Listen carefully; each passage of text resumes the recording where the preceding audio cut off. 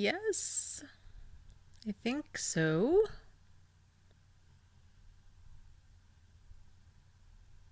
Possibly, maybe. Let me see. Let me get to YouTube here.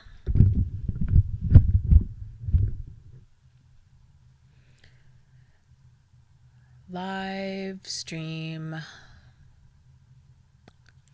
Are you on?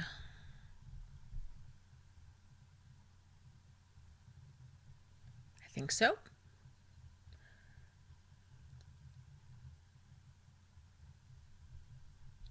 Let's see. And there's no sound.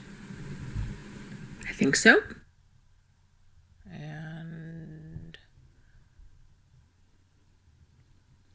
let's see. And there's no sound. Okay. Let me see.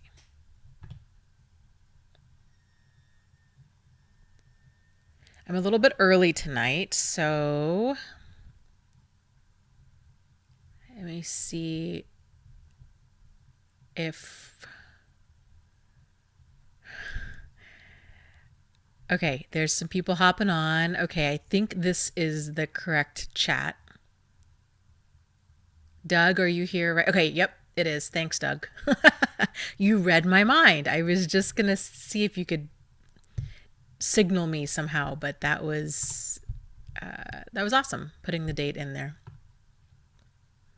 I did have a pretty good week. I am hoping that the internet stuff is all figured out. So it's almost to the point now where I feel like these weekly live streams need to be renamed from like Q&A and support to Dana versus technology. Cuz like it's like a cage match. It's a live cage match of me versus of me losing to technology every single week. So hopefully this is the end of this. But I say that every week, and every week there's an issue. So Haley is here, Doug is here, S9 I think is here. I'm not sure if that was from before or not. 25 cents worth is here. People are hopping on. How has everybody's week been? What is new and exciting with you guys?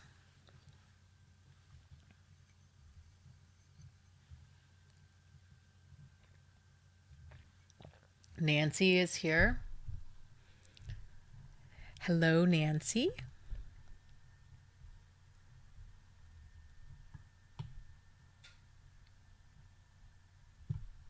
So I had this idea. Hot Potato is here. Welcome. I had this idea just now. So I was in the support group before I made my way over here to wrestle with technology this week. But there was a gal that was having a really hard time in the support group. And this is what it is, right? Like this is an ongoing struggle and challenge that a lot of people have for sometimes, for quite a while after their relationship ends. And it was interesting because, it's just funny, like how timing of stuff just kind of lines up and how things just click in different ways. Anyways, I had been thinking earlier in the day about emails and how I have been awful about updating my blog and just trying to get organized with all of this has just been its own huge learning curve, right? And so I will loop around back to the original topic. Just bear with me. So I was thinking, okay, I've got to update my blog more often. And I'd put a shout out, was it last week or so, on Instagram about wanting more stories, because we had a gal in here last week. See, okay, this is coming around full circle. I just, again, bear with me. There was a gal in here last week who was wanting more stories for kind of like the gay and lesbian experience with narcissists and recovering from narcissistic abuse. So I put this shout out on put the shout out on Instagram to see if anybody there in like the GLBTQ community would be willing to share their stories with me. And so they've been coming in. So as they've been coming in, I've been posting them on my blog.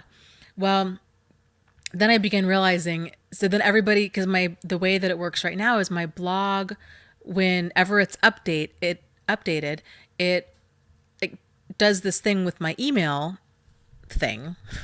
And so people get emails of all of the current like updated content, right? And then I was thinking, man, that's who, okay. And I didn't really think about this at first. And then I thought these people in my community, they're getting all of these emails are probably like, Dana, geez, like it's all of these, true stories of people, that can be a lot of really heavy stuff to read, especially if you're getting email updates with that kind of stuff every single day. And it made me really think about, while I think it's super important that we share our stories, right? Because I think there's a lot of validation and clarity that can come from that from other people. And just because we see like we all see different elements of our story reflected back at us when we hear the stories of other people. And so I was thinking that it would be cool to have some sort of, so anyway, so that's kind of, I was stewing about that. And then in the support group, hearing from this gal who was having a really hard time, and it just kind of reinforced to me that, yeah, I especially want to put out stuff that's more survivor, thriver oriented and, on a more regular basis. So anyways, look, long story short, what I'm thinking I want to do is if you guys have any words of encouragement, either words that you feel just compelled to share with somebody else that you think would help somebody else, or words maybe somebody told you that really resonated with you and that you think would really help somebody else, for you to email those to me. And so what I'd like to do is to I'm going to make those into memes, and then I'm just going to do like I'm going to try to the goal is to put together like a series of really brief emails, just kind of daily strength kind of themed emails where it's just words of affirmation, words of encouragement to people. So if you guys have any words like this, that are encouraging, that are uplifting, that, and I think it's really powerful for people that are going through this to hear from other people that are maybe a few steps ahead in the healing process. So even though you might not be fully healed, right? You're most likely a step or two above somebody else, right? So you're a step or two in front on the healing continuum in front of somebody else. And so if you guys have anything that you want to encourage others with, email me. So I just created a new email address for this purpose. It's called dailystrength@thriveafterabuse.com. Okay. So let people know, like pass it along. And I think it'd be really cool. Again, my goal is to put these out on a ideally daily basis, but, I might have to work up to that because it is time consuming, but I think it's important. I think it's important that people have something that they can read every single day that's uplifting and encouraging, and just letting them know that healing is possible, and that it's just that like confirmation and reaffirmation that they're not alone in this, because it's so easy to get lost and stuck in that pain. So that's what I wanted to open with. And yeah.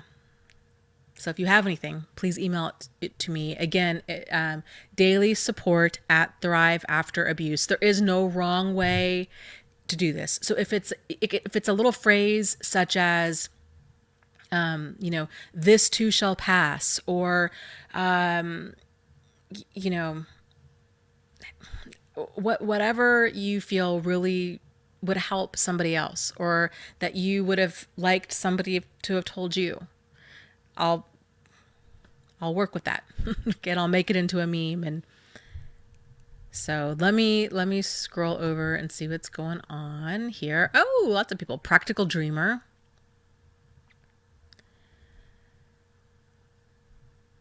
And practical dreamer is saying she just realized her best friend was a narcissist and had to go no contact. I'm hoping this is the last one. Yeah, it's really intense right now.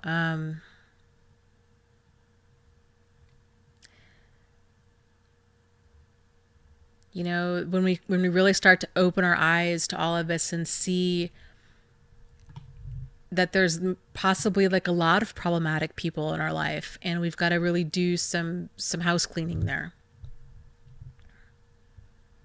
So hugs to you. I'm sorry. I know that that's a tough thing. And keep in mind too that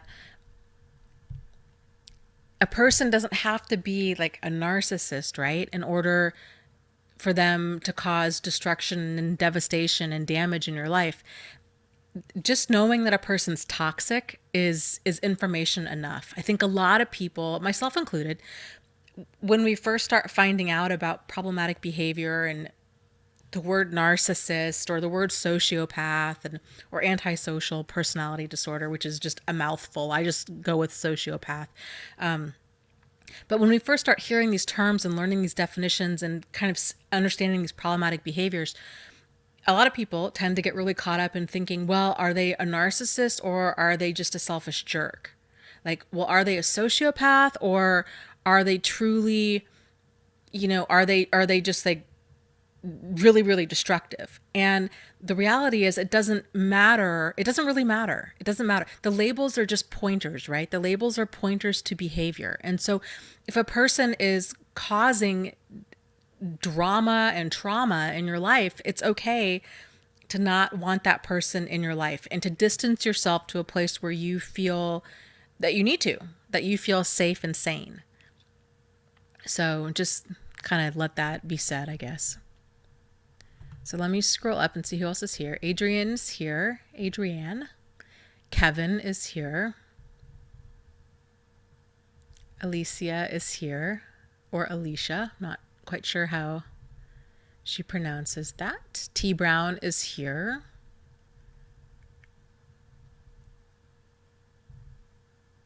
Shania is here.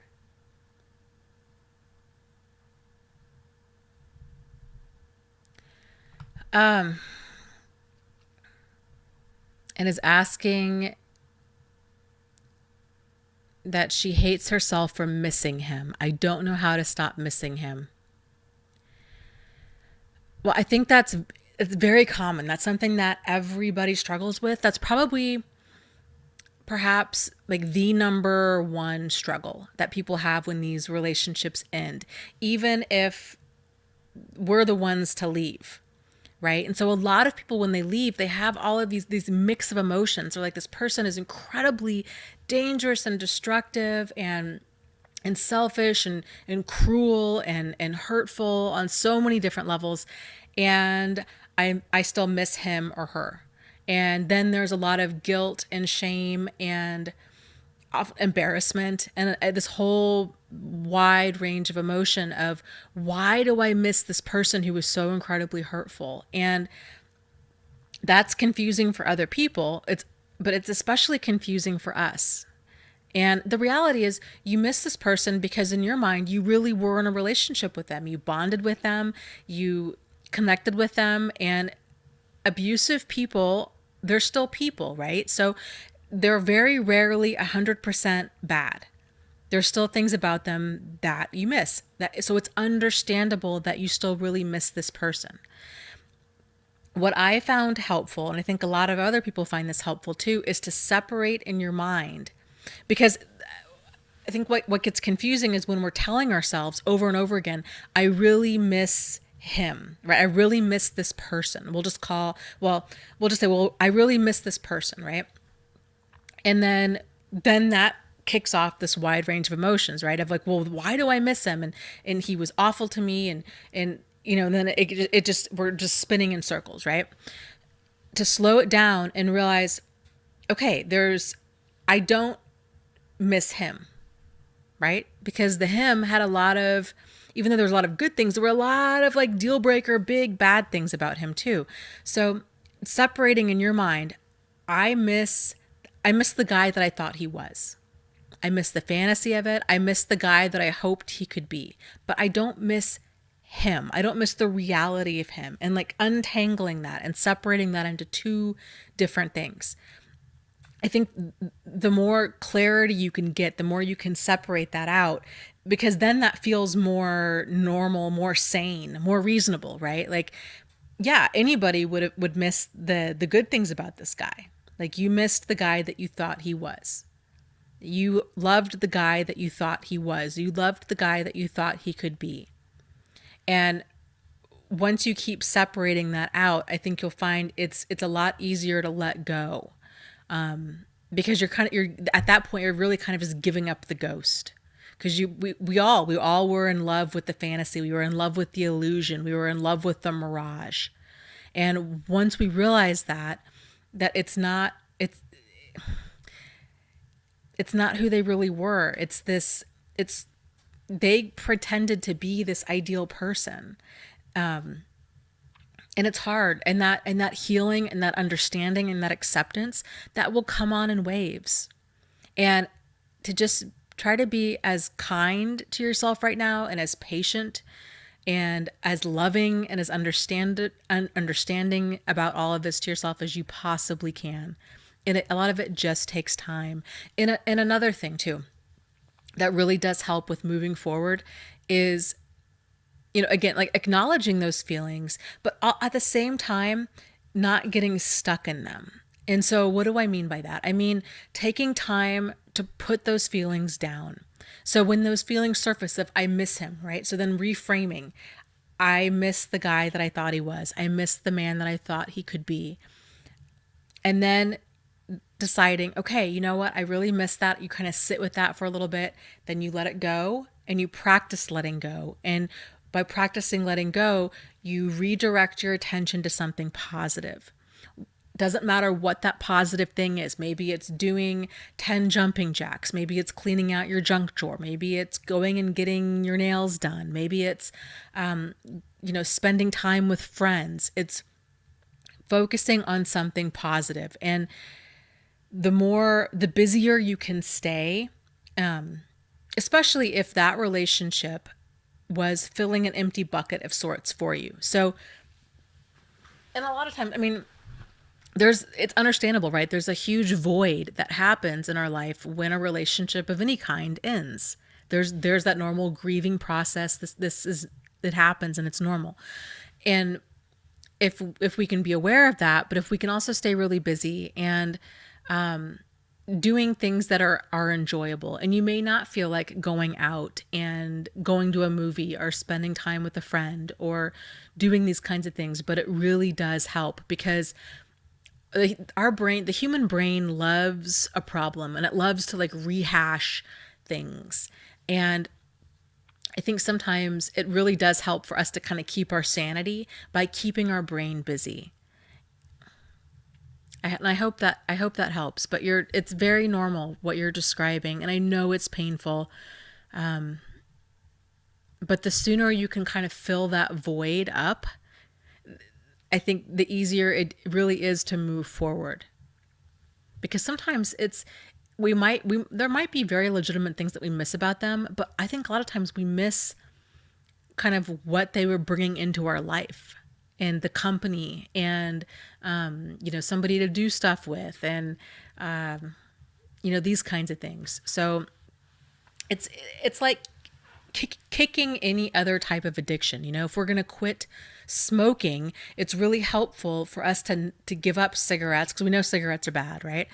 To give up cigarettes, it's helpful to kind of crowd it out, to bring about new, positive, nourishing habits. So, like exercising, or, eating fruit, or, doing other things that are healthy. And the more healthy stuff we bring into our lives, the more it really does crowd out the unhealthy stuff.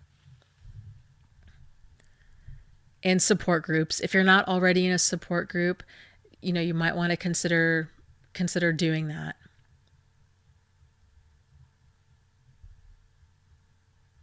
Yeah, Doug is talking about a lot of people are taking up drawing and vision boards to get through these tough times. It works and helps if you share with others that are supportive. Okay, Shania says, every time I go out with friends, I end up talking about him. Okay, so yeah, a lot of this,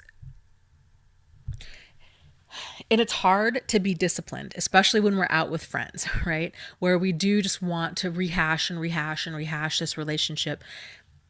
This can be really tricky. I would encourage you to kind of put a time limit on that, because again, it can be really, our brain, it's part of it, and it's part of the healing process to need to talk about all of this, so we can, because our brain needs to untangle everything that happened and kind of examine it. And because if you went through something that was really manipulative and really confusing, there's a lot of pieces that don't fit together, and our brain, in order to move forward, needs to fit all those pieces together. But I would encourage you to do that, maybe in like a support group. And then when you're with friends, maybe set a timer, literally, or tell them, okay, guys, we're going to go out for lunch. After, I just need to talk about this for like 10 minutes, and then we're going to talk about something else. And really put a time limit on it, because it's really easy to get stuck in that space. I'm a big fan of meetup.com. I talk about this all the time. One of the other benefits to meetup.com is you're doing things that you like with new people. And so it's a great way to not only get out there and meet new people, but it's a great way to not talk about your ex, because generally it's going to be with brand new people, and you're not going to feel comfortable talking about your ex. So it's a way to kind of force yourself to get out and have fun. And it's the kind of that added built-in reassurance that you're probably not going to talk about him. So, but again, you won't always feel this way. And, you just follow what you have peace about, I guess, is maybe the best advice I can give you. Because deep down inside, what, out of everything that I've said, out of everything that you've read, out of everything that your friends have told you, kind of what resonates with you the most. And so you don't need to see the whole picture of how you're going to move forward in this. All you have to do is just see the next step. And so just knowing that, like, just take the next step that you feel peace about, that you feel like, yep, I think that's exactly what I need to do. Then that's the next step you take. And then when you're there, you stay there for as long as you need to. And then you take the next step that you have peace about. And, then you get there and you're like, yep, okay, this is good. And that's how we heal. It's just, even if you're, one of the guys on the live stream, his name's Dave. Dave always would say, well, you're turtling along. And I like that. Like, you're turtling along. You're still moving forward, and you're just turtling along. So it's just moving at your own pace. And even if that pace is turtle speed, it's still moving in the right direction. So I hope that helps. Okay, Silverwing says, I am still living with my narc mother. I'm 30 and on disability. I don't feel like I can leave. Do you have any advice?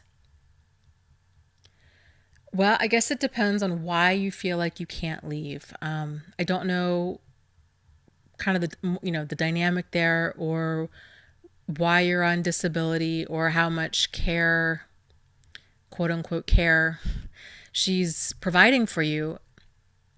But if you're on disability, potentially, and I don't know. And I guess it depends on how much money you're getting from disability, and if you can afford a small apartment, or, these kinds of things. So that is a big question. And I would say maybe that's worth some brainstorming about. If you're not already in the support group, I would encourage that. I would actually encourage you to maybe join a few of them. There's a handful of them out there that are specifically for narcissistic mothers. If you're on Facebook, if you're comfortable joining groups on Facebook based around this topic, then I would encourage you to do that because there's a lot of them out there. So you can get to my contact info for my support groups is if you go to my channel and then go to my, I think it's my about page, has all of the links to my different things, and it explains the differences with my support groups and all that.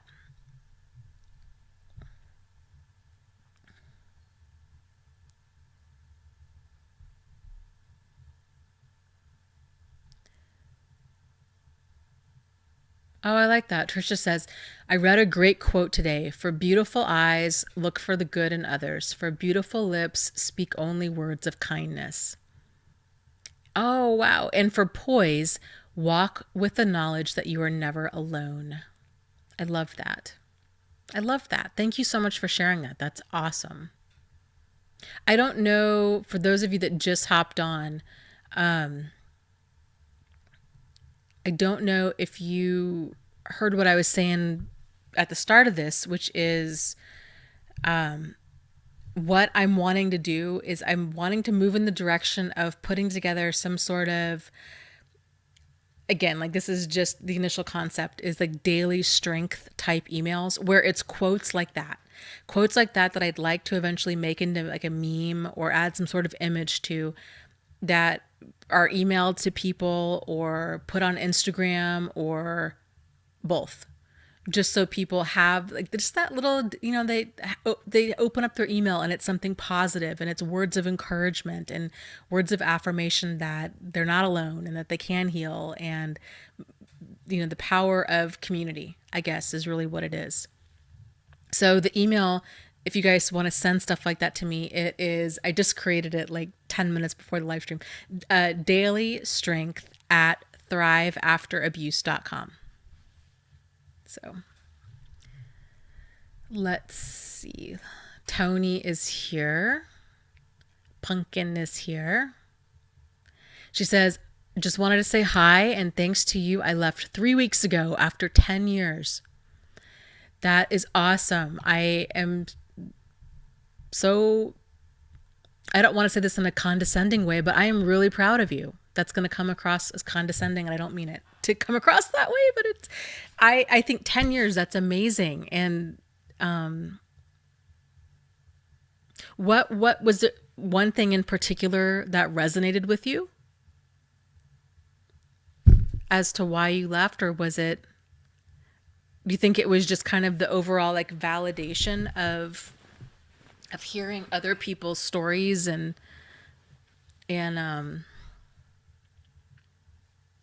all of this? Where do you, because really you did this, right? Like I can't, I don't have the power to, to do much of anything. My channel, the goal of my channel is to make people think and to just give them, a lot of it's really validation, not even making people think. It's just giving them validation that there's a problem. I think so many people, they've known for a long time, but they just didn't trust their judgment. Kevin is here. Sorry, gotta fix my bangs. Oh, that's better. Okay.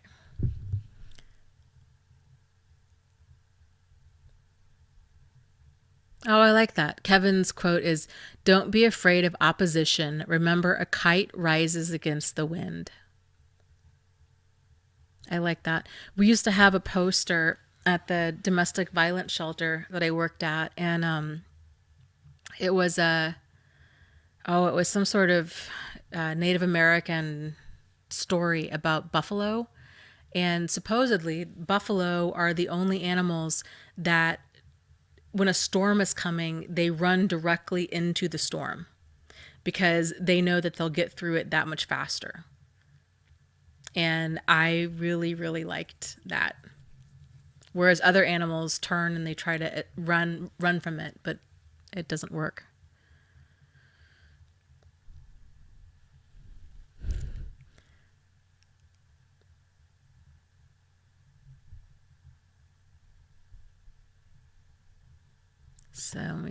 let me scroll up.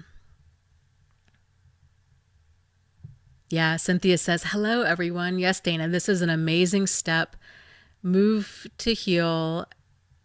Oh, this is an amazing step. Move to heal and move ahead. I love it. Yes. Rosalind says, it feels good to be thinking clearly again. My brain was beginning to feel like mashed potatoes. Seriously, that I said the exact same thing for a long time.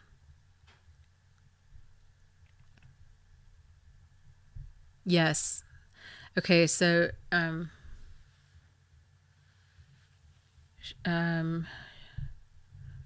Shania was saying, how am I capable of missing and loving a monster?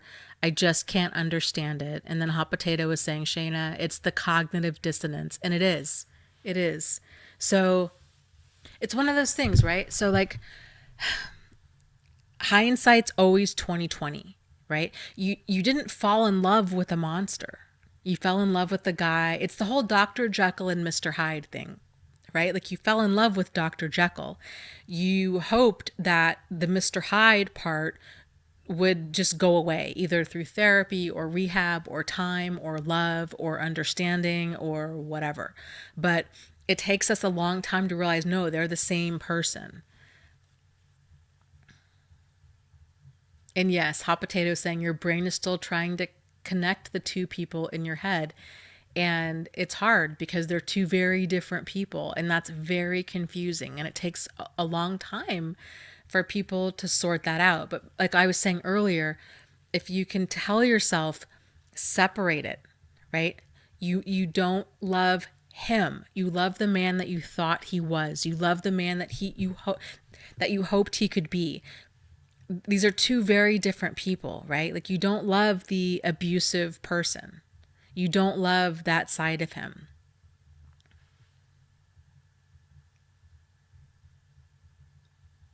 That's a great question. Mr. Kirk says, after educating about narcissism, how do you deal with people that have just very annoying narcissistic tendencies that remind you of your ex-narc? Well, I avoid all people that annoy me. Is really what it is. I don't have time. Like I don't have time for or desire to be around people that don't enhance my life in some sort of way. So if it is, and they don't, again, like a person doesn't have to be like a full out narcissist to be problematic, right? If a person's just negative, or if they're kind of, Debbie Downer, or if they're, just a bad influence, or if they've got, bad influence, like if they've got habits that you don't want to be around, like if you quit smoking and they're a smoker, right? Like, and you don't want to be around it, that's okay for you to not be around that. And he says, when it's a coworker or family member, I avoid both of them. I avoid coworkers and family members who drag me down. And I struggled with that for a really long time, especially the family member part, because I thought, well, they're family, right? So like, you just have to put up with being treated like crap. Or you have to just put up with all of the fighting and the drama and the chaos. And then it was sort of like, you know what? No, you actually don't. You really, really don't. So if you feel obligated or, and if you have no desire to go no contact. So like, for example, I have some family members, it's chaos and drama and dysfunction, but I don't want to go no contact, but I also I don't want to go like vacation with them for a week either. So for me, this is always kind of my default answer, right? Is getting yourself to a place where you are safe and sane. And so in that kind of a situation, maybe that's where you hang out for dinner for like an hour and a half, right? Like you figure out where is your line, like where is your comfort zone for where you need to be in order to stay sane. And then you do that. So I have a family vacation thing coming up here over the summer. And it's supposed to be like it's got all of the elements of drama and dysfunction. And it's like I want to go see my family because they're coming from out of state. All right, they rented a lake house, and so, but accepting the situation for what it is and all of these different personalities under one roof, I know the likelihood of how this is going to go down. And so I want to see them. I realize that I'm going to be more likely than not, it's going to be a lot of irritation and drama and dysfunction and frustration and all of that. So I'm going to be there for about maybe 2 days. And then I'm going to leave, and it's going to be I'm going to make it a good 2 days. But that's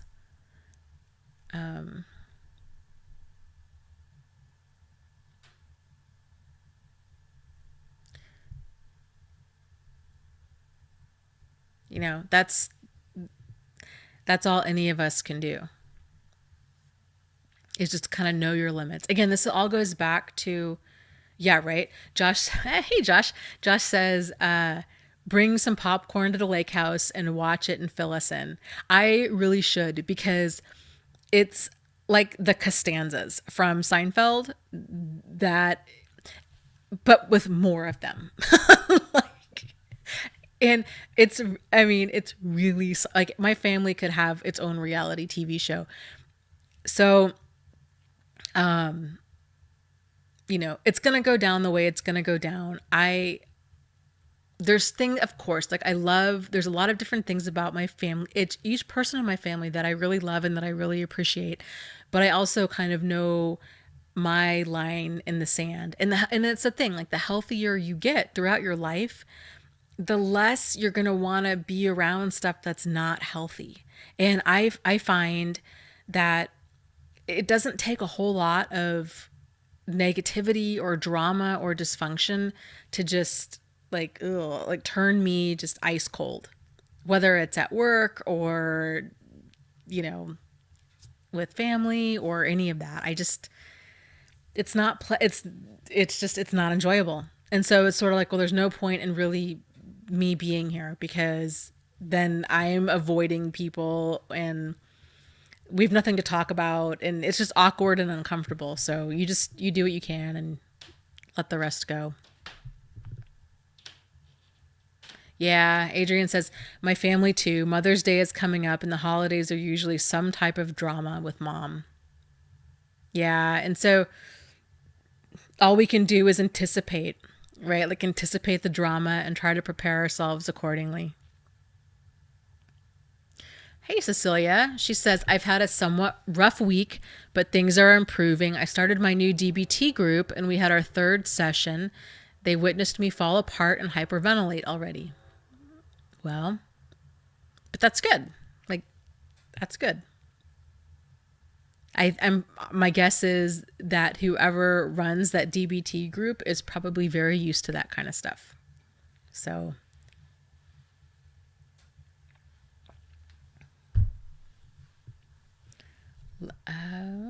let me scroll up and see what I have missed here. Ronald is here. Rosalind is here.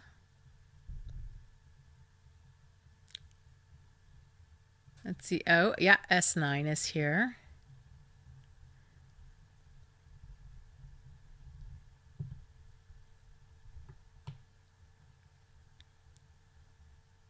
Alexander is here.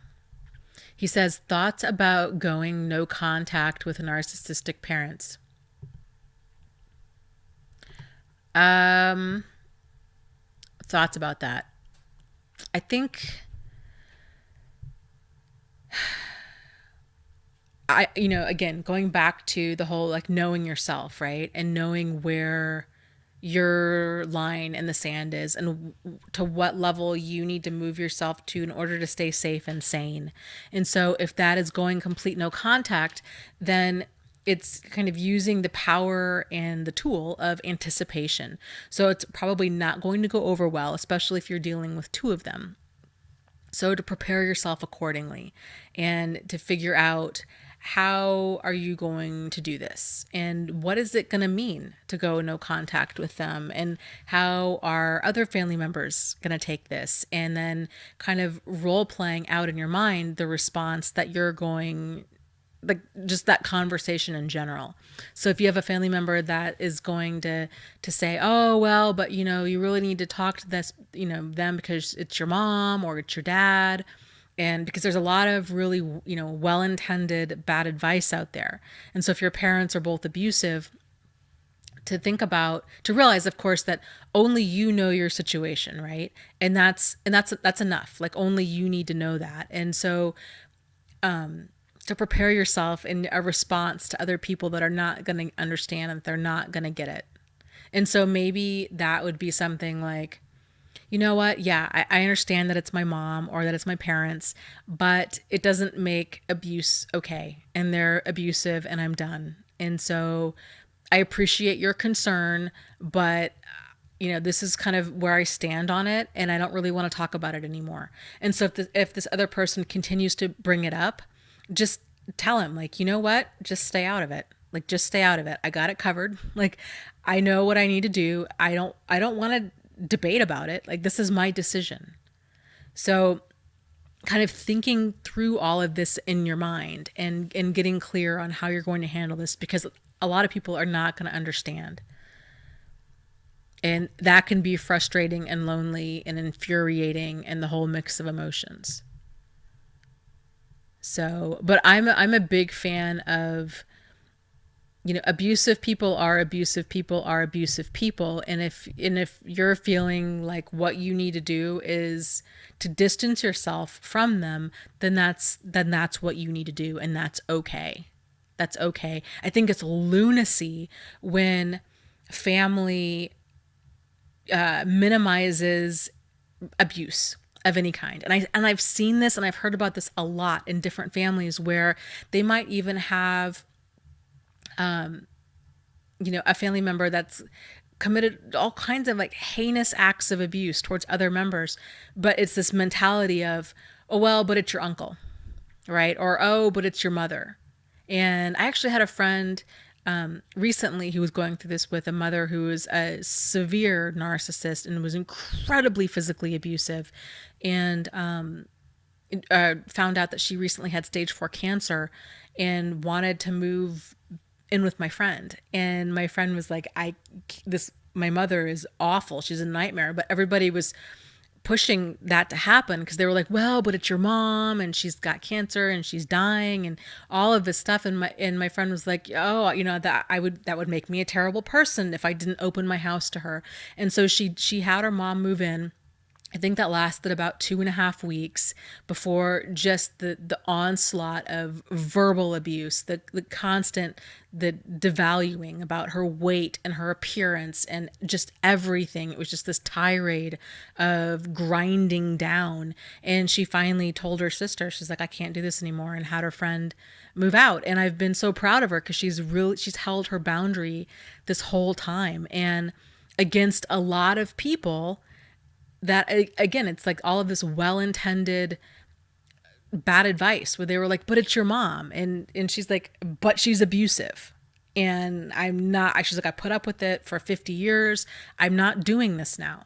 Like, she needs to know, it's sort of like, yeah, she's my mom. Exactly. Like, exactly. She should freaking know better. So like, I'm not going to be responsible or tolerate her bad behavior when she should know better. So, yeah, she might have had a bad childhood. Yeah, there's all these different reasons as to why people do what they do, but it doesn't make it okay. Like, oh, that stuff just makes me nuts when people, and it makes me nuts for her because I know how frustrated, and I can empathize. I can only imagine. I don't know because the stuff I went through pales in comparison to what she's had to put up with her whole life. And yeah, I feel for her because it's gotta be crazy making when it's your parents and people don't understand. So,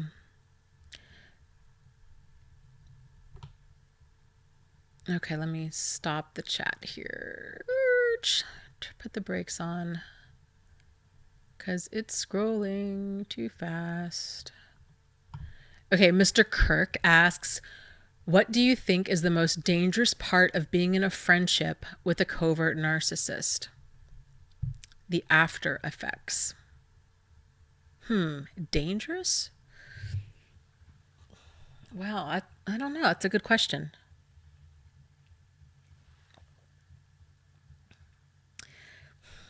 Dangerous. I guess I'm getting hung up on the word dangerous. I think the after effects, I think that, okay, just in general, like I'm going to take away the word dangerous because I think I'm getting tripped up on that. The after effects of being in a relationship with a narcissist, I think of any kind, are all kind of the same. So it's the toll it takes on your self-esteem. It's having issues with trusting other people. It's having issues with trusting yourself. It's nobody believing you. It's that crazy making of wondering, feeling so alone. It's kind of especially if they're a good friend and they just move on so quickly because it's the same pattern but just with a friendship, right? Yeah, it's trust in other people, it's trust in yourself. It's if you feel like they were dangerous and destructive during the friendship. See, that's the thing. Okay, so like abusive people they come in all different walks of life, right? They're all genders, all ages, all nationalities, all religions, all you name it. They're just all sexual orientations, anything, everything, because they're people, right? And so you can have a person who is really dangerous and destructive, and they can also be a quote unquote friend. So it's really, this goes back to, the situation best and going with your gut instinct. So if you're feeling unsafe around this person, to always, in any situation, not just here, but always erring on the side of caution and just going with your gut instinct, even if everybody thinks that you're being hyper vigilant or that you're crazy. Because if they're not experiencing the side of the person, they might think that you're overreacting. But again, like, you are seeing a side of this person that other people are not seeing, and it doesn't matter what other people think. It matters what you think and how you're feeling, because we have those gut instincts for a reason. So it's important that you distance yourself, again, to a place where you feel safe and sane. But realizing it's the same stuff that goes on in a friendship, that goes on in a relation, like any type of dynamic with a narcissist. It's the smear campaign, it's the hoovering, it's the quote unquote love bombing, which they do with friends too, right? It's the whirlwind friendship, it's the devalue cycle, it's oftentimes the sudden discard. So there's the exact same elements in there. The only difference is you're not in love. That's it. The rest of it's the same. So let me scroll down here.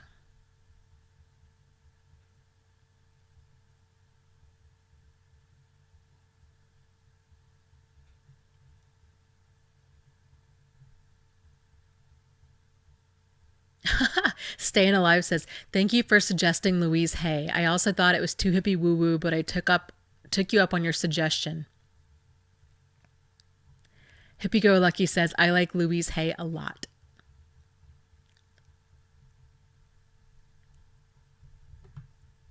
Yeah, I agree. I love Louise Hay, and I've talked about this before in another live stream.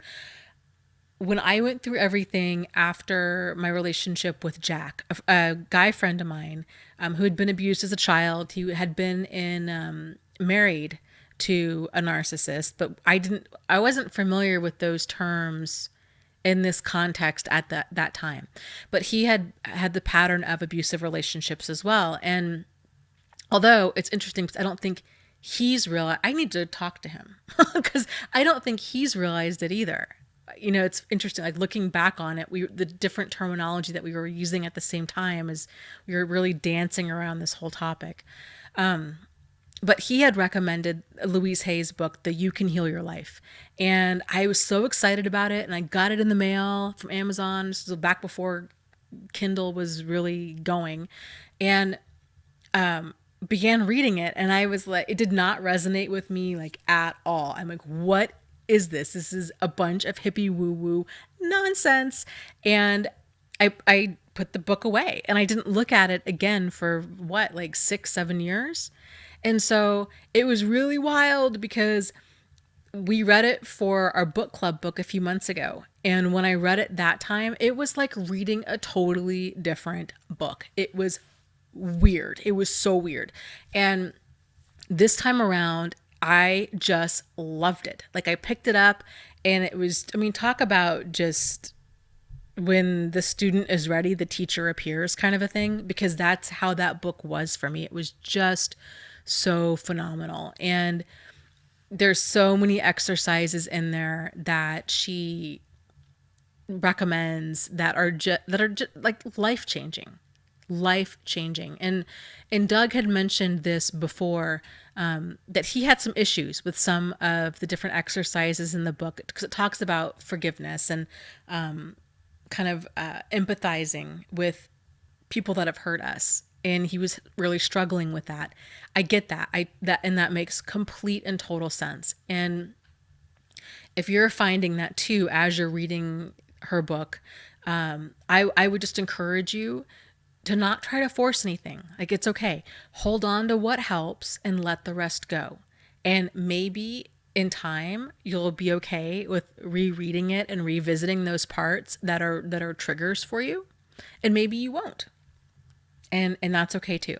So I keep meaning I really would like to do a video series, especially on, well, actually, I'd really like to do it on all of the books we read for a book club because they've all been fantastic in their own way. And, and again, like different books resonate with different people at different times, but there's especially like in that book, there was so much information.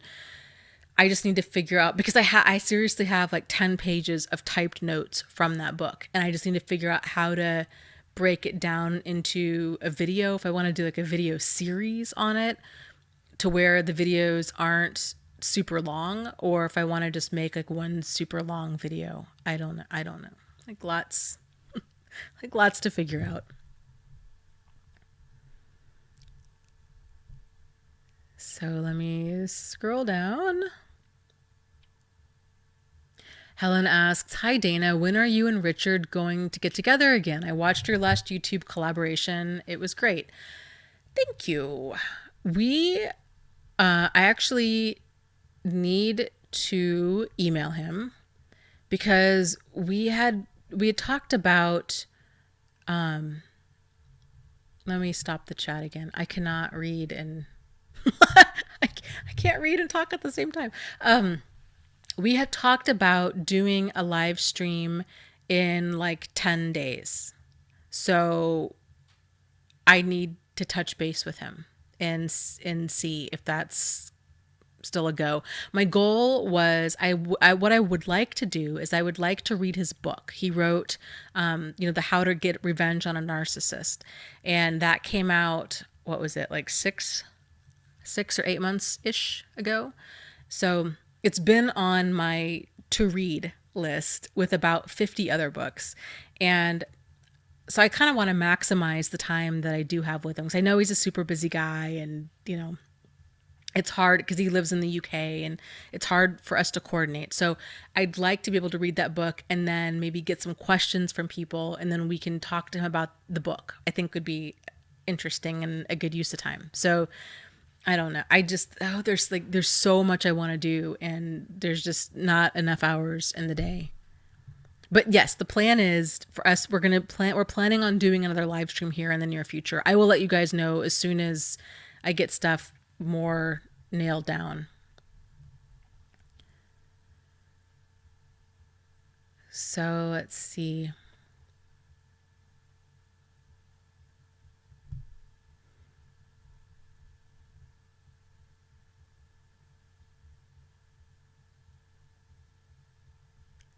Yeah, Staying Alive says Richard and you seriously had a good dynamic. I hope it's ongoing. Yeah, he's a funny guy. I think he would be a hard person to not have a good dynamic with.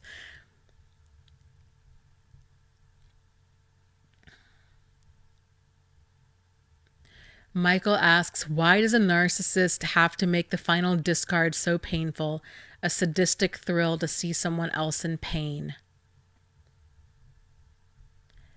Okay, let me stop the chat because that's a great question. So, there is a term out there called narcissistic supply. And it's basically that narcissists, everything they do is to basically supply them, to supply their ego, because that's really kind of what we're talking about here. It's they're just overrun with getting their very primitive, underdeveloped, which is weird to say. Like it's really like an underdeveloped ego, right?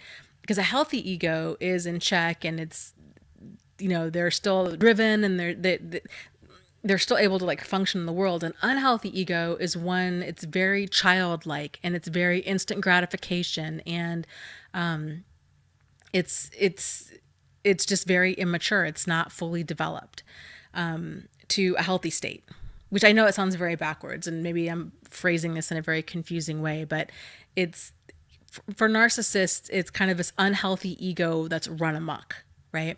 So with the concept of narcissistic supply, they just feed off of people. They feed off of other people's energy and they like to evoke some sort of reaction from people. I think in a big way, it makes them feel significant. So if they know that they can cause pain, it's just a cheap shot. It's just them feeling it's all of the drama is about that. They just love it's so immature and like teenager, right? Like evil teenager. Like it's so and that's what they do. I mean, it's so over the top. It's these somebody had posted the other day in the support group about it and these types of kind of I don't even know what you'd call them. They're not like even outright sadistic type breakup letters, but it's the whole. And I got one of those too, and where it ropes you in, where they're like, oh, I'm so sorry that I must go, and it's I must go because my ex-wife has cancer and I can't leave her, and basically portraying themselves as this amazing human being that just can't be with us. And it's kind of this whole baby bird with a broken wing thing, right? And we just think, oh my gosh, this amazing human being is so amazing and I'm losing them. And because they've got to go do the right thing. And then it hurts us even more, right? Because why can't this amazing person just love us? But then the reality is like, no, none of that was even true. And they framed it that way to make themselves look like so amazing and that we were losing this totally amazing thing, but we're not losing anything. Or it's, well, and or because sometimes those devalues, they go for maximum impact a lot of the time when it's in that sudden discard thing. So it's birthdays, holidays around, again, like a birth or a death or a sickness or a time when you're really vulnerable. So it's maximum dramatic impact. And so that's when they tend to leave. And it's theater. Like it's just good theater for them. It's Shakespearean is what it is. And it's ridiculous. And it makes them feel important and they just like it. They like it. And the best way to react to that is to be non-reactive. And so there's a term out there, you're probably familiar with it, but for those of you who aren't, called gray rock. And it's where you become as exciting and as reactive as a quote unquote gray rock, which is to say not at all. Where you just kind of act, if you can, especially if you can see it coming, like if you've gone down this path before and they pull some sort of nonsense right at the 11th hour before your birthday or before a holiday or whatever, that just to just not feed into it and be like, wow, I'm really sorry that this has to end and I wish you well. And that sends them into orbit because you're not playing the game. Like, you're not playing, and they want to they want us to play. They want us to hurt. They want us to suffer. They want us to beg and scream and cry and plead and cling on to them and, give us another chance and we'll do, and it's just, and if you don't do that, that really is a great way to upset a narcissist, is to not feed into it anymore and to just walk away. And it's so hard to do because we all kind of want to have the last word, or we want them to hurt like we hurt, or we want some sort of resolution, or, just some sort of validation that they were wrong and that they treated us, that they were abusive. But there is no resolution, there is no validation, there is no closure with these kinds of people or in these kinds of relationships. It's just theater for them. Shania says, Dana, can you look into the dark triad and how most of the world's leaders have these dark triad traits, which is a combination of narcissist, psychopath, and manipulator? Yes. So I think a lot of, not just world leaders, but a lot of them in general have that. And so the manipulator part of it is, for dark triad, it's more like a Machiavellian. So it's just that sadistic manipulator. And, and I think a lot of people that tend to get into power, they're driven to have power. And the core of a narcissist is all about getting power and control over other people and over situations. So those kinds of things go hand in hand. Not saying that all leaders or all celebrities or all people in the spotlight are necessarily narcissists, but probably a lot of them are,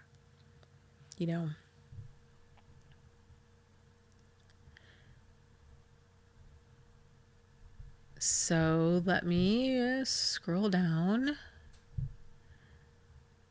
and see.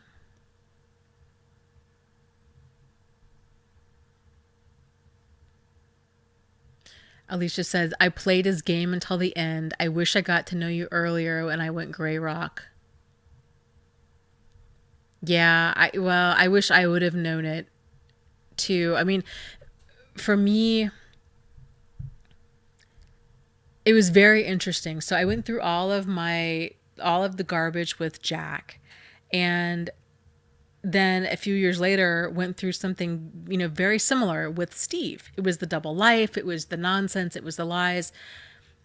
And in a big way, I was really, really fortunate. I never thought I would say that, that I went through it before, because when it happened again, I already knew, like, oh, okay. Like, I'm here freaking again. Like, statistically speaking, how is that possible?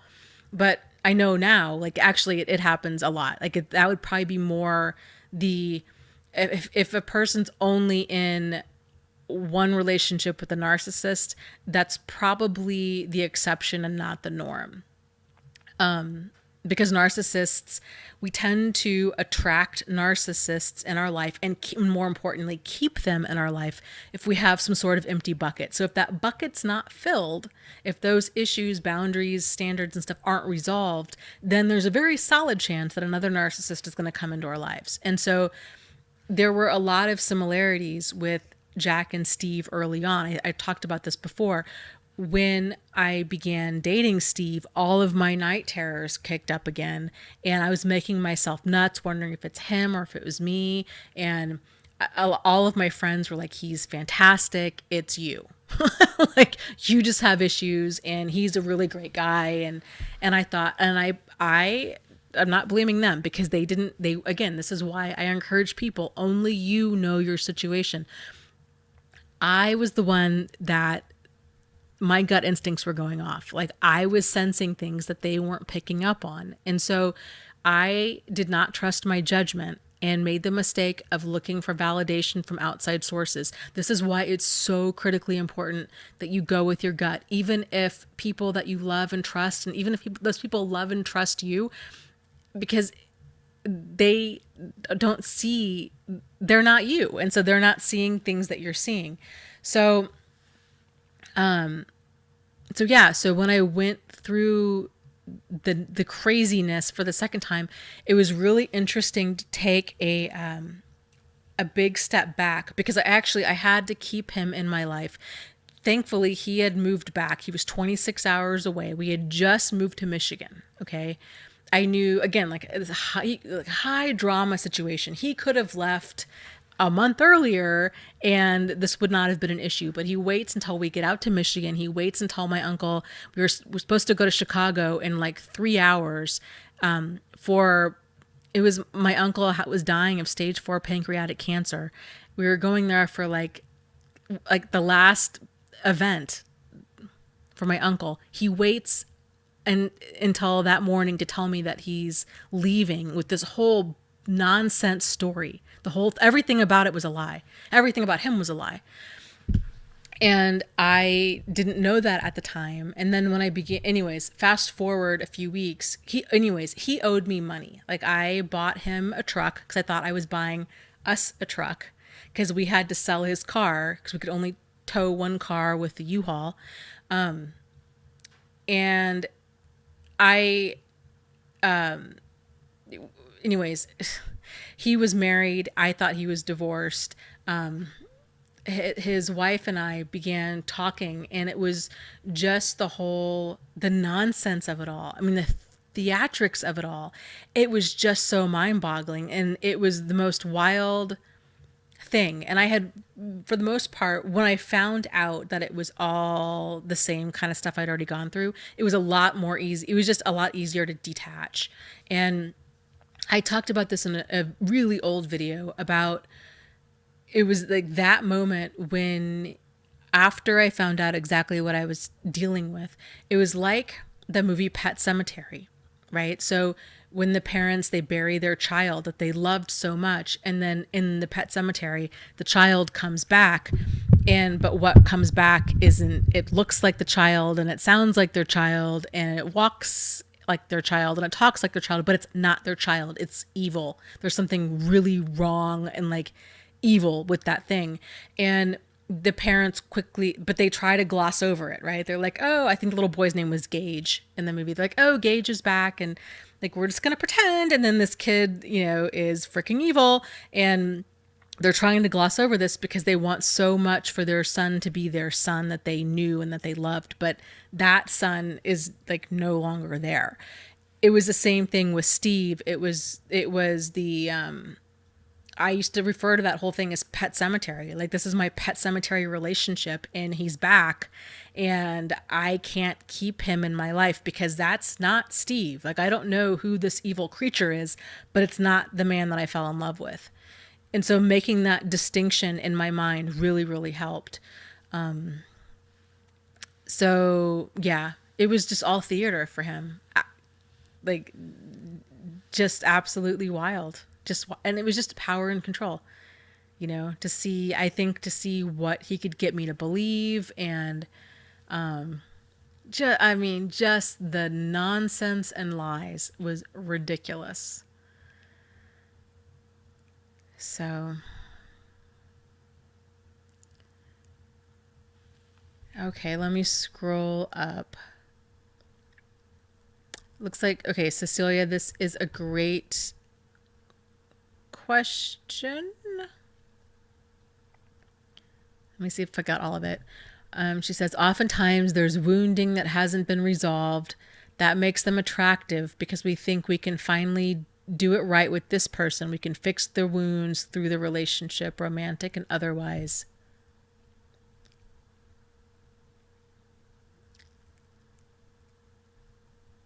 So, yeah, I think that's probably part of it. I think part of it too is, if we have this empty bucket in some sort of way, And if they're filling it, because everything that we do is to meet some sort of need. Like that's how humans, that's how living things in general operate. And so, if they're meeting some sort of basic need in our life, that's why we're like clinging to them, because it's that we need them. We need them to fill this need within us. That's where all of this like twisted, enmeshed dysfunction comes from, because we don't want it's if we have somebody else in our life that we like need them, right? Like there's that clinging codependency about it all. It's not healthy. It's only healthy if we can get to the place where we actually want somebody in our life, because they are empowering, they are inspiring, they are enhancing of our life in some sort of way. And if we have people in our life that aren't those things and they're still in our life, odds are it's because they're meeting a need, not a want. So if we can meet that need in other ways, then it's a lot easier to let go of those people, because it's not those people that we're craving. It's the needs that they're meeting within us. And that's the hardest part about codependency is somewhere along the line, we thought or rationalized or kind of came to the conclusion that in order to get our needs met, that we needed to somehow overgive of ourselves. And so a lot of narcissists and other types of emotional manipulators, in order to get their needs met, they overtake.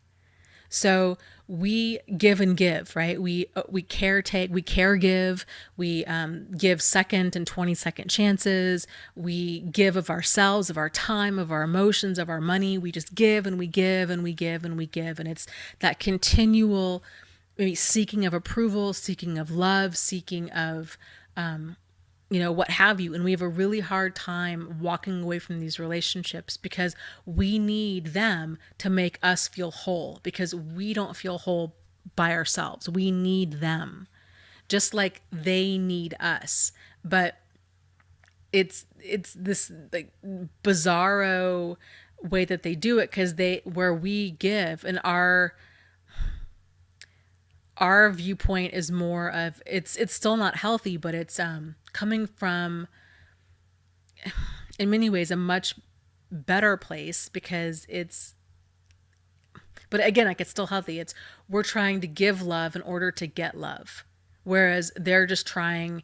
They don't even care about love. They're just trying to take. They're trying to take attention and money and sex, and it's a much more like basic, primitive kind of stuff that drives them. So people are talking about the movie Pet Sematary. It's a freaky book and a freaky movie. Lauren says she's going to a psychologist for the first time in a good 5 years this coming Monday, which happens to be her birthday. So that's good. That's good. I hope that really goes well for you. So yay you for reaching out and going for some help.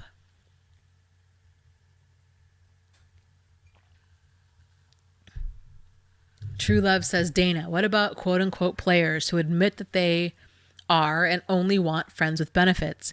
I started seeing someone I really like, but he's told me this is what he wants for now. And he's not a narcissist or anything. Well, I guess you'll have to figure out if that is what you're looking for in a relationship with somebody. I mean, my vote on it is drive on, but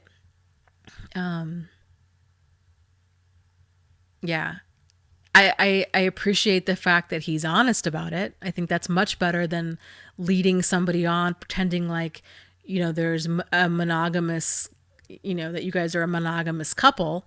But this goes again, all of this always goes back to you and you guys, and what kind of knowing yourself, like knowing what you're looking for, knowing what deal breaker behavior is for you, and knowing what, how you feel about things and what kind of where you are, and letting your morals and your values and your comfort level with situations guide you. So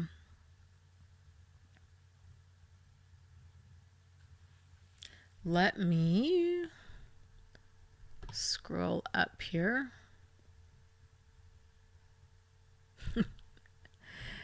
Hot Potato is making fun of my cringe face.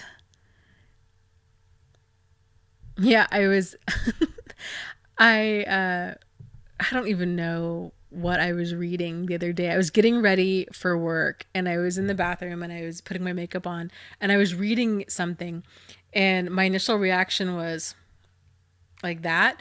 And I'm like in the mirror, right? And so I made that face and I thought to myself, that face needs to be a red flag. Like if you find yourself making this face of, that's a problem. Because that's a what? That the whole thing with the neck and everything, if you're like, what? Yeah, red flag. That means that you're experiencing something really bizarre and crazy. So don't try to justify it if you find yourself making that face, okay? Know that if you make that face or make that sound or say, what?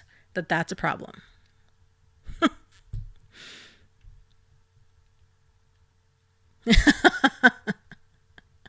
Hot Potato says, that's my WTF face. Yeah, that's mine too. Green Vanilla Bean says, yes, I've made that face. Practical Dreamer says, it's a classic WTF face. Yep. Yeah, if you make your WTF face, then don't justify that. Realize that that's not normal. It's not normal. But it's amazing the stuff that we can justify, right? I mean, and I'm guilty of it too, where it's totally outrageous and wild and we know it is, but it's the whole holding on to hope. Mr. Kirk says, Dana, for a covert narcissist, is it a typical red flag when they think or want to appear as someone that struggles a lot more in life than others?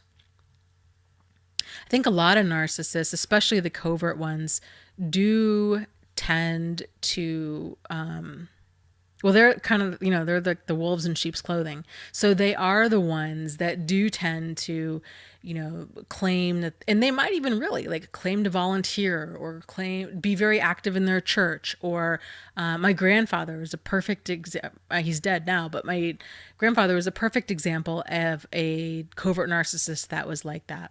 So, and it can be difficult to figure out who's telling the truth, right? Because the true victims have there's a lot of the same elements there, where the true victims have often gone through more than one abusive relationship and they've struggled probably a lot more than average society. A lot of narcissists take, these victim stories as their own, when the reality is they're probably the ones that caused all of this pain. So, it's,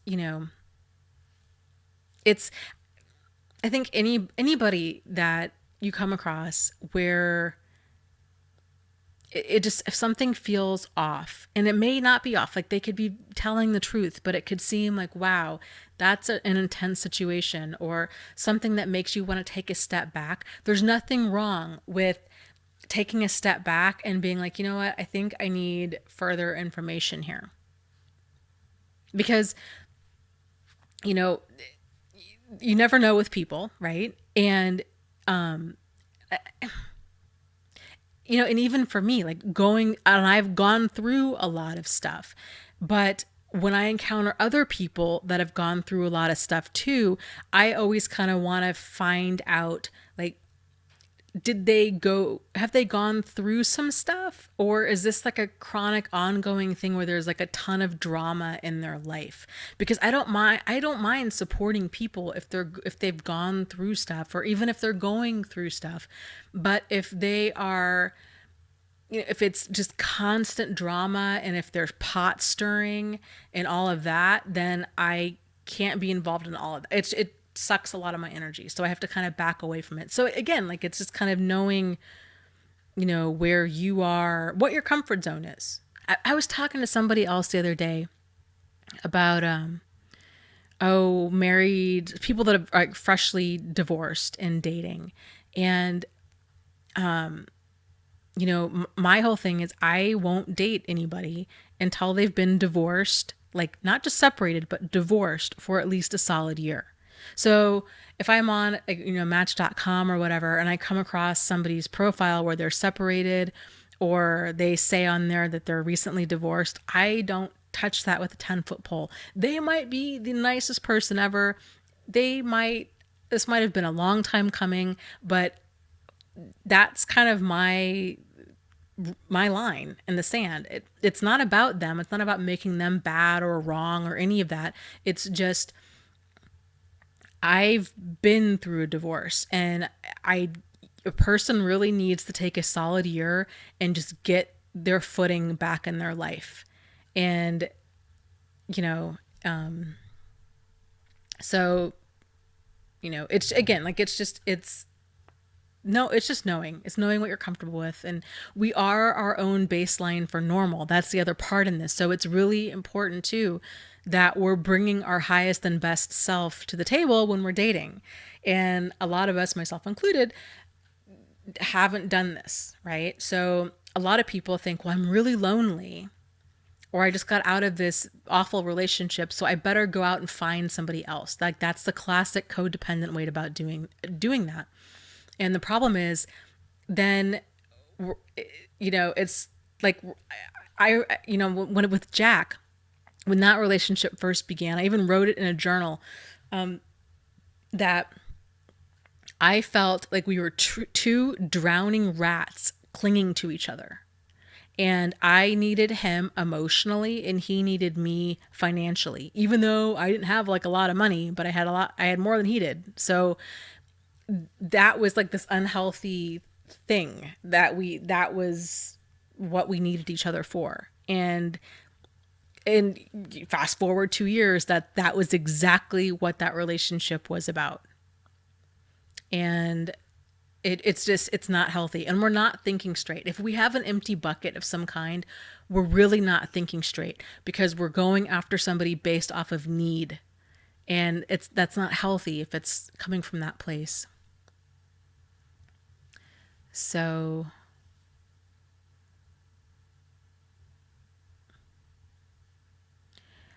green vanilla bean, I missed part of the conversation. Sorry, my notes are just if you're not already in a support group and you're feeling weak, I strongly recommend it. It's super helpful. And again, like, I think the more you read other people's stories, the more clarity and validation you tend to get in your own. So if you're interested in joining my support group, I have one on my website, one on Facebook. If you go to thriveafterabuse.com, you'll see a tab on there to the support group. It's actually, I'm in the process of changing the name of my site. So it's, if you go to Thrive After Abuse, it's going to take you to Narcissist Support, which is the old name of my site. So don't be thrown off by that. But there's a support group there, and then there's a support group on Facebook as well. But all of that info is on the page. Laura says, can you use pot stirrers as a term with women who deliberately start trouble elsewhere in life? Oh, sure. I use the term pot stirrers for men or women. Anybody that starts drama. And it can be coworkers, it can be a neighbor, it can be, anybody.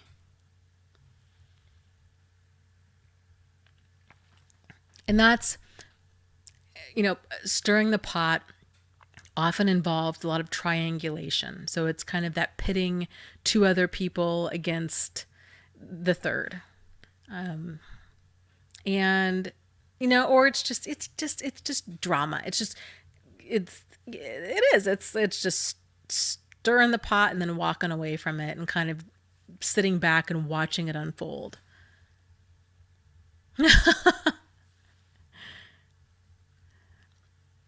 Hot Potato says, I had a dog that was a pot stirrer. That's hilarious.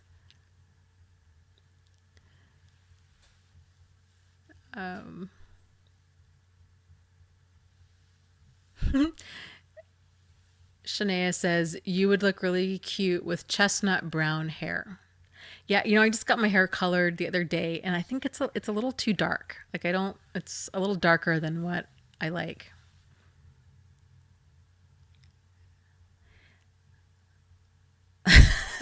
People are laughing about Hot Potato's pot stirring dog.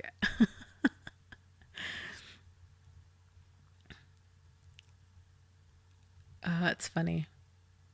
Mr. Kirk asks, are narcissists good with children? They can be, or at least they can come across like that. Generally, they can come across like the world's greatest mom or dad in public. As long as somebody's seeing them being a really great parent. But then behind closed doors, their children are often neglected or taken for granted, or, they're not. Narcissists always think of themselves. Like, that's kind of the classic underlying thing about narcissism, is they're hopelessly self-absorbed. So they always come first. They always come first. So they might put on this fantastic production that they're, the world's best soccer dad, or this, great mother in public.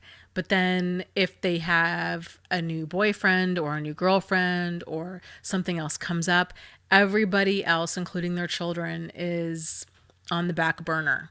And it's really heartbreaking to see this, especially if it's heartbreaking to see how quickly they move their own children to the back burner. So they might displace their children. They might knock their children to the back burner for somebody that they just met. They might not be there for their child's birthday or for Christmas or for, their first soccer game or ballet recital, because they have a new honey that they wanted to go run off with that they've known for 3 days. Like, it's disgusting how little importance they put on their own children.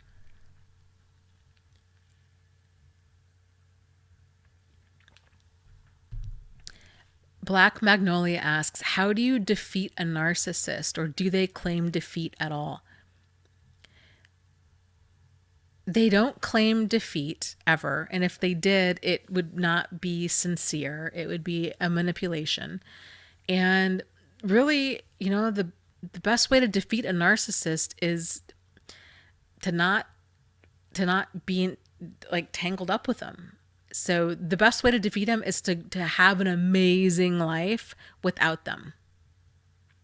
And for them to not exist is like the worst form of punishment for them, because they love it. They love stirring the pot. They love getting in a reaction. They love they're very like impish. They love just wreaking havoc and drama and trauma, like everywhere they go. And it's just this trail of hurt and heartache and tears and trauma. And they love it. They love it. They love it. They love it. Like, that's their food. They're just little impish creatures. And to deny them of that is to cause them pain.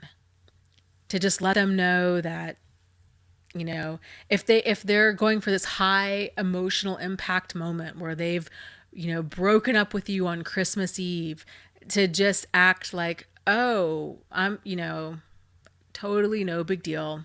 Like, I get it. Yeah, I agree, dude. Like, it wasn't working out. And to not give them the satisfaction of seeing you upset. And then if they hoover back, just be like, oh, you know what? we need to like never date again. Ha ha. Yeah. And just make it seem like, you know what? Boy, you know, yeah, I was over you like an hour after you left. Like it's just no big deal. Like just don't give them the satisfaction of upsetting you. And yeah, ideally just no contact.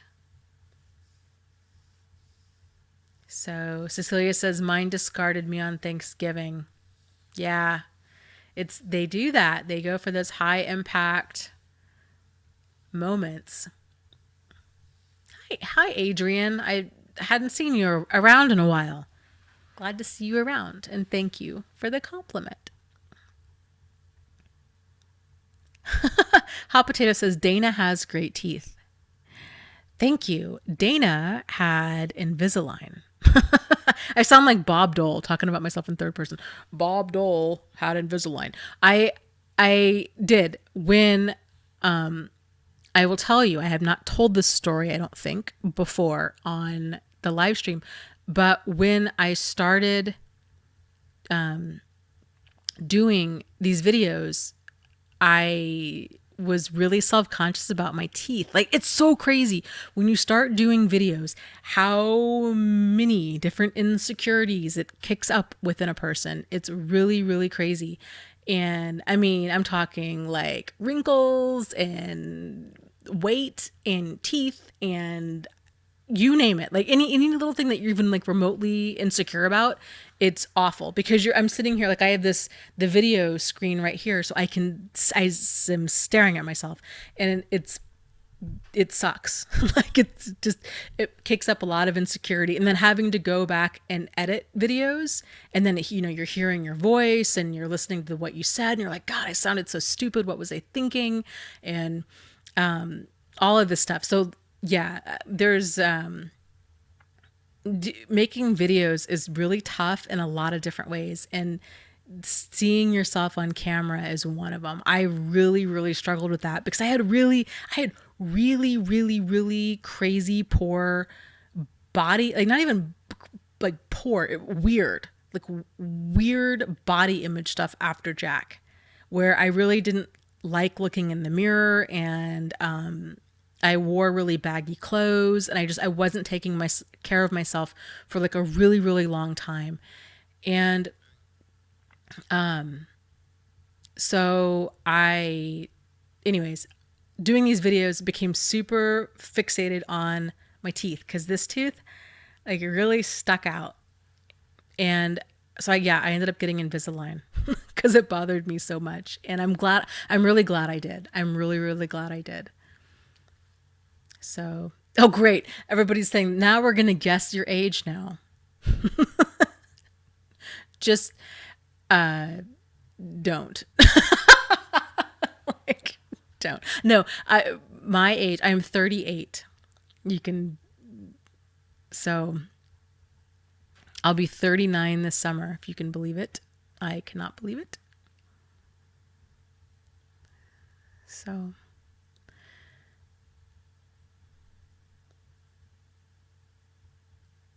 let's see. Let me scroll up. Okay. Belinda says, Dana, my ex-narc. I just lost it.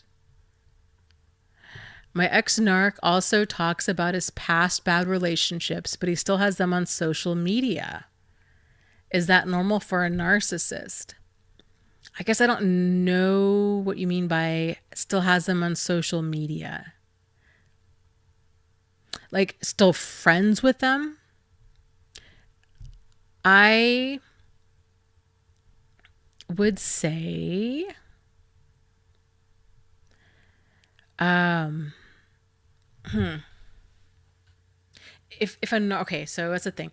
If he's a narcissist, if your ex is a narcissist, then anybody, especially those people that have been in their life before, if they've already used a person as a source of supply before, they hoover around, right? So they circle around and they tend to reuse previous sources of supply.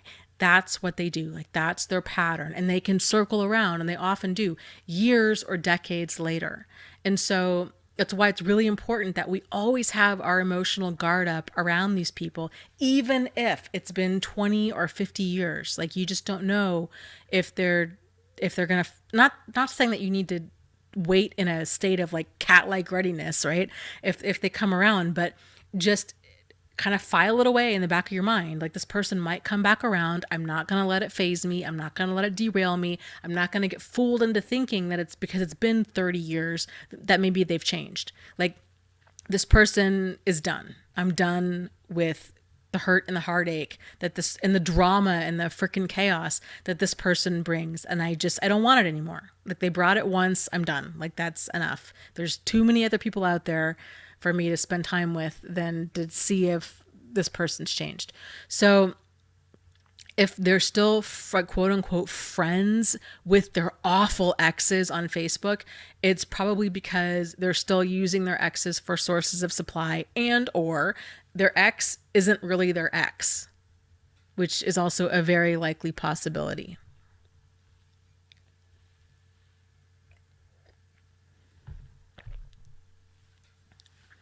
Rosalind says, when I dumped him, I never shed a single tear.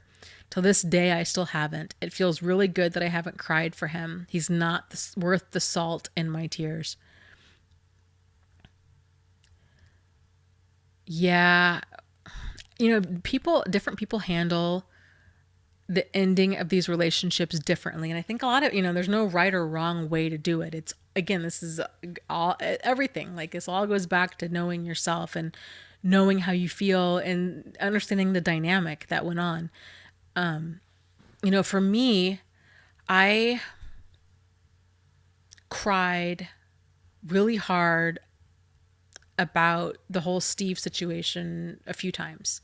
But it was more at the very beginning, when I really believed that he was this amazing man that just had to leave me because he had to go do the right thing. And I was so like, why? Like, why does this amazing man have to leave me to go do the right thing? And I totally support him doing the right thing, but it was just so Days of Our Lives drama, right? And then finding out the reality of it, which that none of that was true, after the Pet Cemetery thing, like after the reality was there, then there were no more tears. Then it was just like, oh, I've got your number. Like, I see through you. And yeah, no, like, I'm not crying. If I'm going to be upset over something, it's going to be me being upset over the red flags that I glossed over, not crying over his sorry ass. So,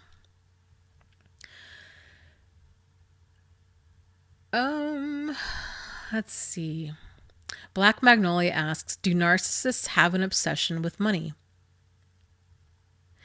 I think a lot of them do. And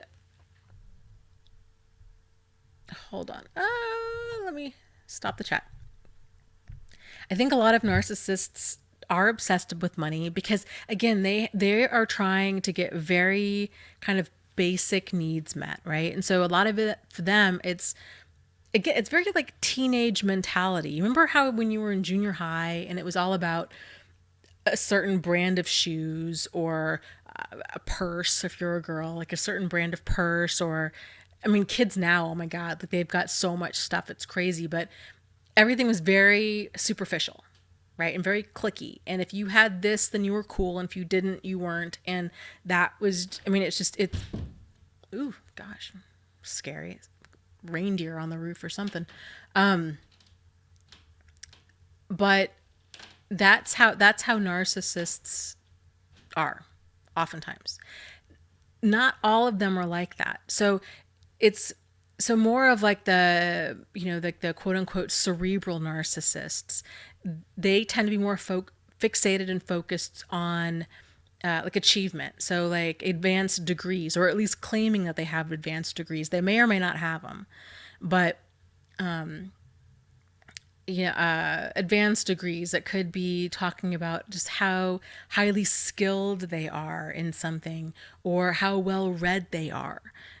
So they're using their intellect as social status and for public image. Let me So what were we talking about? I'm sorry, that noise really rattled me. Money. So a lot of them are into status stuff. It's just brand name everything because it makes them feel important, and they think that it just kind of gives them that extra boost of social status. But again, like, some people are impressed by that, other people are not, and it just kind of depends. Margaret, actually, before I get into that, toxic relationship says, my mom said I was ugly and stupid and a loser, just like my dad, which was all a lie, but I believed it for a long time. It just blows my mind the horrible stuff that parents can say to their children. And I am so sorry that she said stuff like that to you. That is so, like, just wildly not okay. And I hope that now you can see that like, healthy, happy people don't treat other people that way. And so just know that. And they for sure do not treat their children that way. So what she was saying is not a reflection of you. It's a reflection of her. It's a reflection of her and how unhealthy and full of hatred and anger and bitterness. Like, that was her, not you. So I'm glad that you're seeing it as a lie now. But I'm sorry that you had to hear such cruel, hurtful things. Margaret says, Dana, I left messages with 3 different Coda groups and have yet to hear back from any of these 3. Should I not have told them about narcissistic codependency? I am in desperate need of a support group. I don't know why that would have mattered if you would have said, anything about narcissism and codependency. My guess is they probably hear that a lot. It made, Coda groups they're a lot like Alcoholics Anonymous groups, where they're run by volunteers, and they, the group may or may not be going anymore. There's a lot of them online, so you might want to look online and see, just kind of what you can find online as far as Coda groups or codependency groups or whatever. You can also, and I would look on Facebook too. My guess is there's probably, a handful of Coda groups there. And in my support group, because I'm starting my Red Flags of a Codependent series, there's a lot of talk about codependency. So I always encourage people, join a handful of groups, because you never know, first of all, like, which groups you're going to resonate most with. And it also kind of gives you a broader brush, kind of like multiple conversations in which you could choose to be a part of. So that's a thought too, if you can't find something local.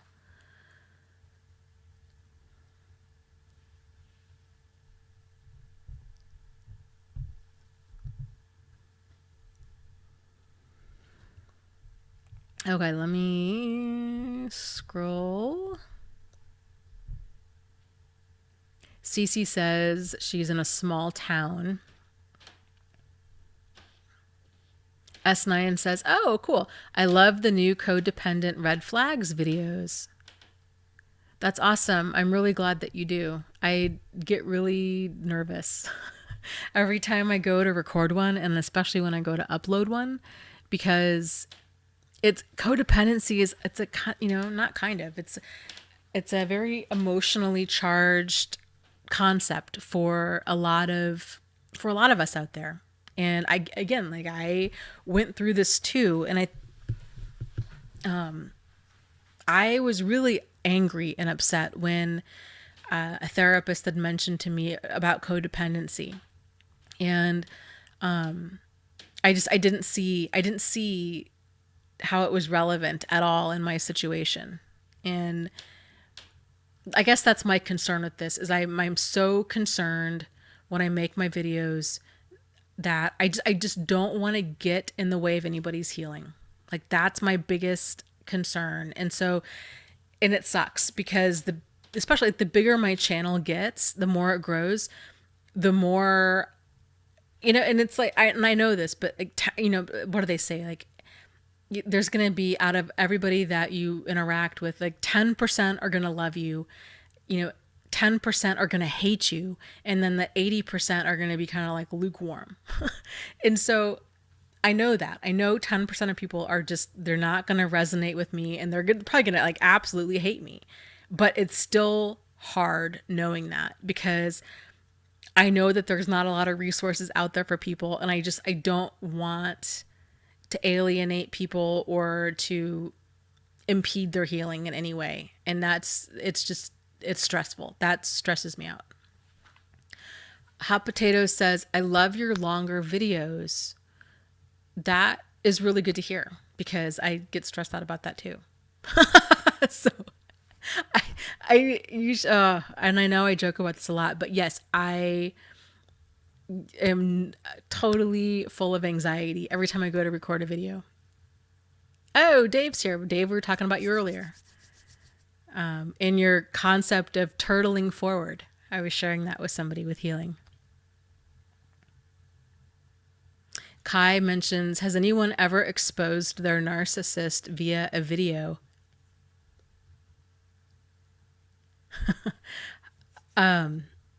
Well, I mean, I kind of have. I haven't used last names.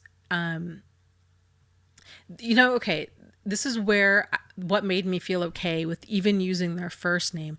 The gal that started the site, there's a website called Love Fraud, and lovefraud.com, I think it is, Donna.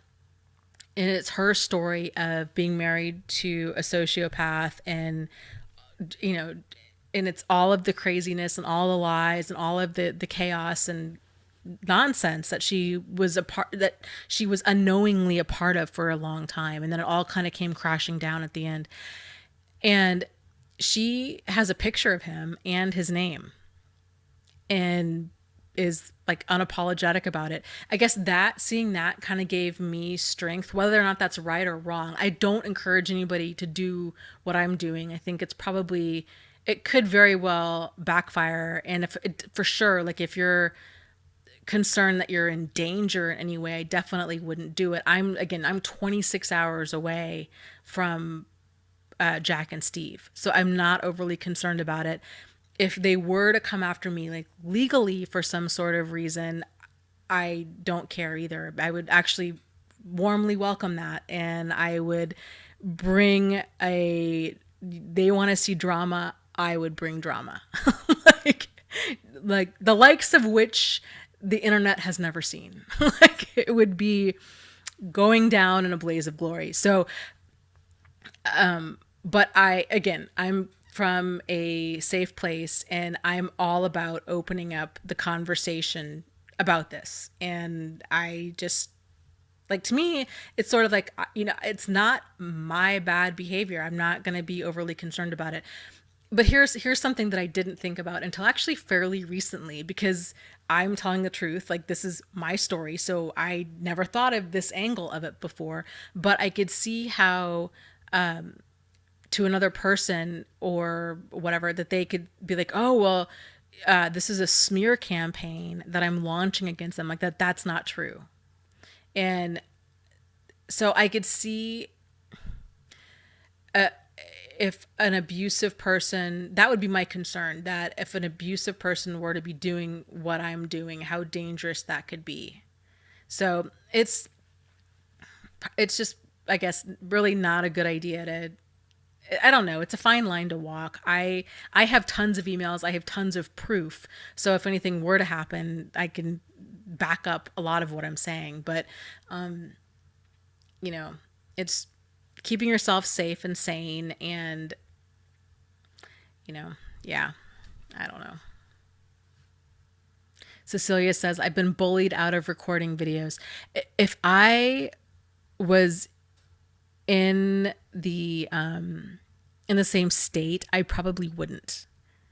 So just because, I I didn't feel safe. I mean, it's scary. It's scary when you see that mask come off and you see that lack of empathy and all of its horrible glory, and you realize that you're truly dealing with another human being that just doesn't care. Like, they are evil, and to that level of that they just don't care is I mean, you guys know, but it's unlike, you just don't see that very often. And it's really, really wild to just realize how evil some people can be. So, okay, people are saying, Dana, help Sandra W. understand, please. I'm not doing so good. Okay, let me scroll up because I can't read and talk at the same time.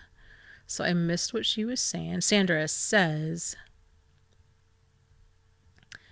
something along the lines of, but the exposure needs to happen to the people that don't know what I know.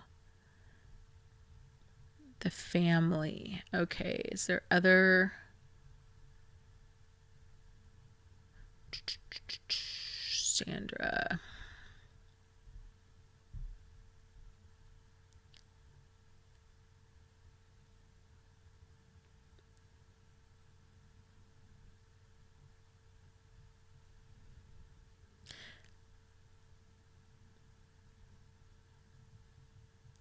Okay, hold on.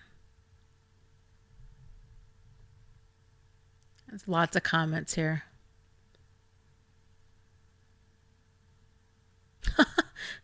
Still Prill says, when she was 23, a therapist hurled the word codependent at her like an insult. And I told the therapist, F you, you're codependent, and walked out. Probably not my finest moment. Yeah. And so that's my concern with a lot of this. And this is why I really encourage people to hold on to what helps and let the rest go.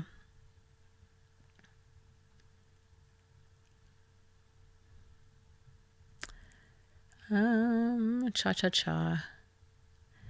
Okay. I'm missing part of what Sandra is saying. It sounds like she's wanting to expose the narcissist. And she says, I'm a therapist. I thought I could manage this and I can't. I'm in it and there's a lot more to lose. I want to just run like everyone thinks would be best. So that's the thing with exposing. There's a couple things here. So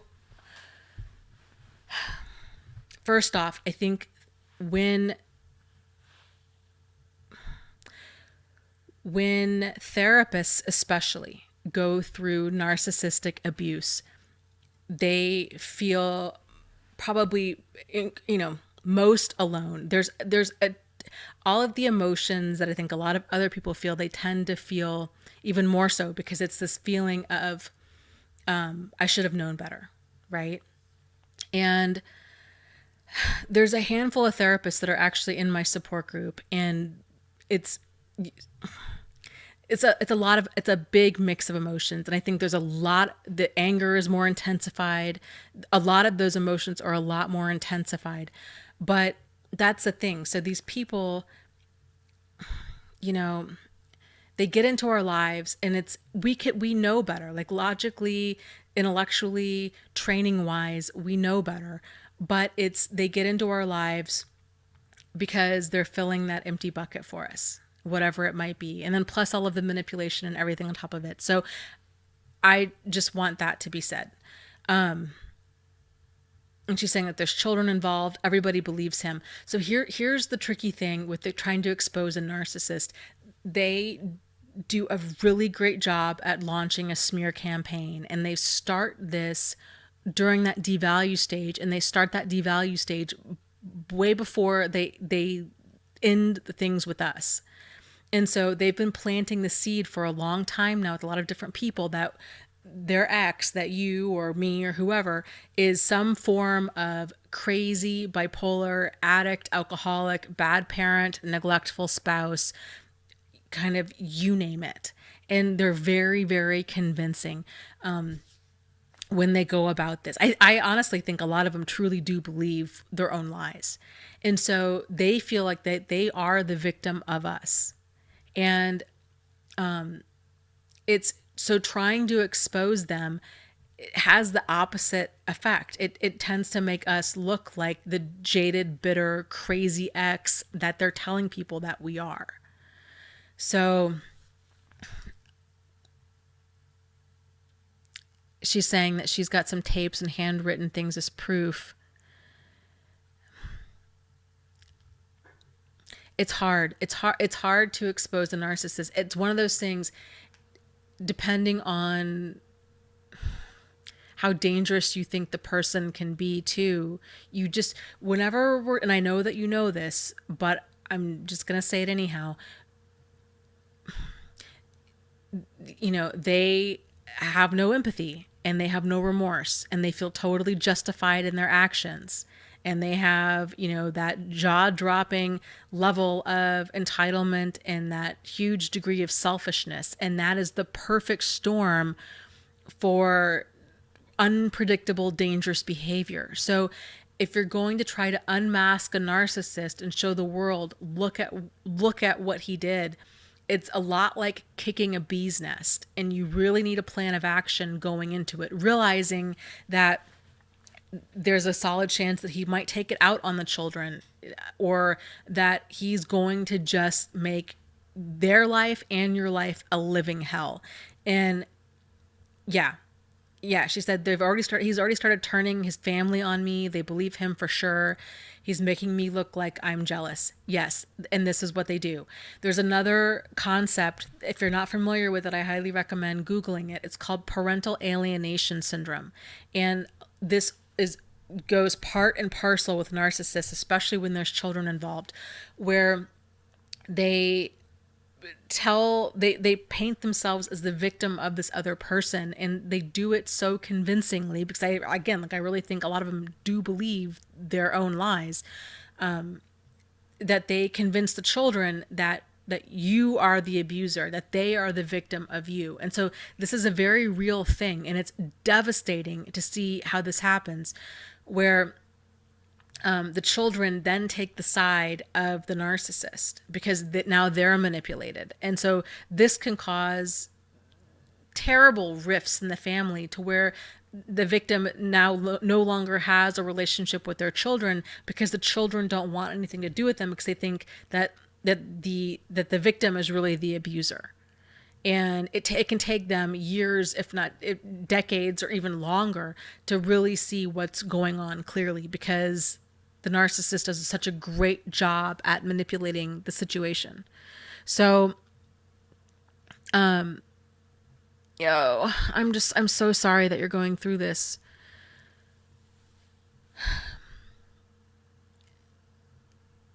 Again, my default position for everybody is always keeping yourself at a place where you're safe and you're sane, and realizing, again, if you're going to go up against the narcissist, they're highly unpredictable people. Like, you just don't know what's going to happen if their plan doesn't work. I mean, look at Scott Peterson, right? And Lacey Peterson. It's that kind of stuff. There doesn't have to be this history of violence there for them to freak out and do something crazy. So, I would if you're going to out a narcissist, I would do it from a safe distance. I'd probably move. I would get some sort of protection that I would keep on me at all times. I would realize that you're really dealing with somebody who is functionally psychotic, is what you're dealing with, because they're not sane. They're not reasonable, rational people. Like, their ego is driving that train, and it's totally unpredictable. Like, they're very impulsive, dangerous people, especially when they're backed into a corner like that. So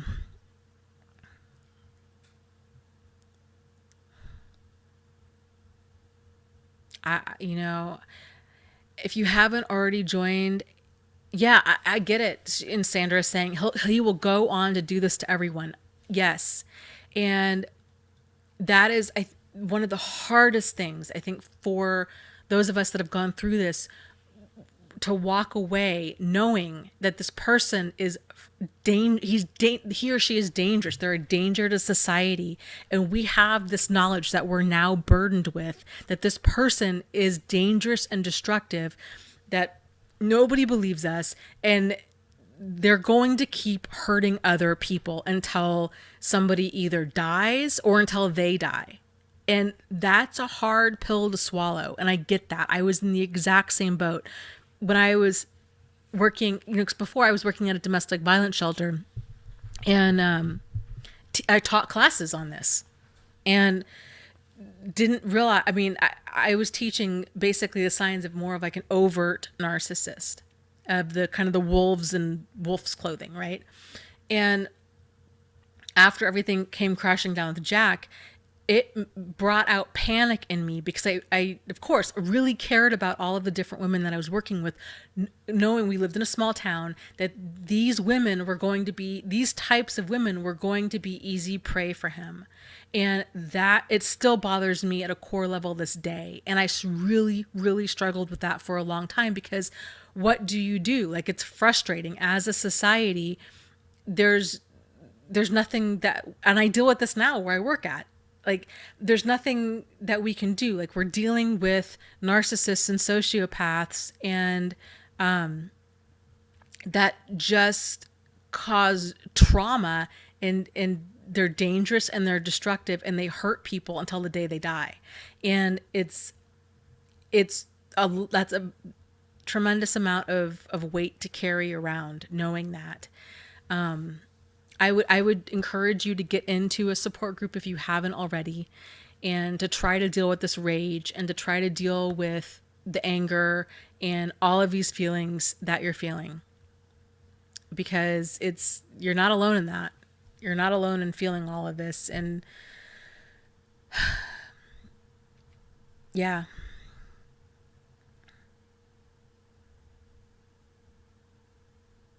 Laura says, I have an ex-friend who I didn't know was a sociopath. He's imprisoned now, but I'm truly scared about when he gets out. It's scary.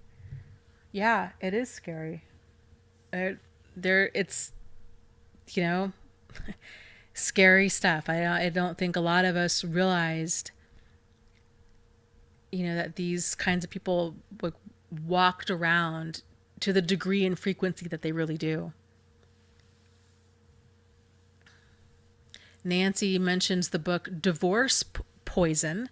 She says it's an excellent book in helping with parental alienation. It gives such good advice on how to talk to the kids in a way for them to see it clearly. Oh, I'm going to write that down. Divorce Poison. I will add that to my long list of books here. Divorce.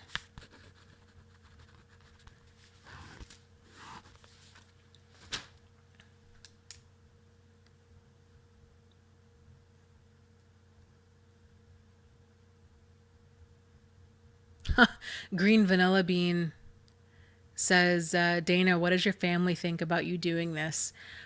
My mom is, I think my parents, well, when they tell me that they're, that they're proud of me, but they don't really watch my videos. So my mom knows that I talk about my grandfather, and that I talk about my grandmother and that dynamic, and that I talk a little bit about my childhood, and some stuff. But I think, she's mentioned her concerns about Jack and Steve before, but at the same time, she also knows that they are 26 hours away. And so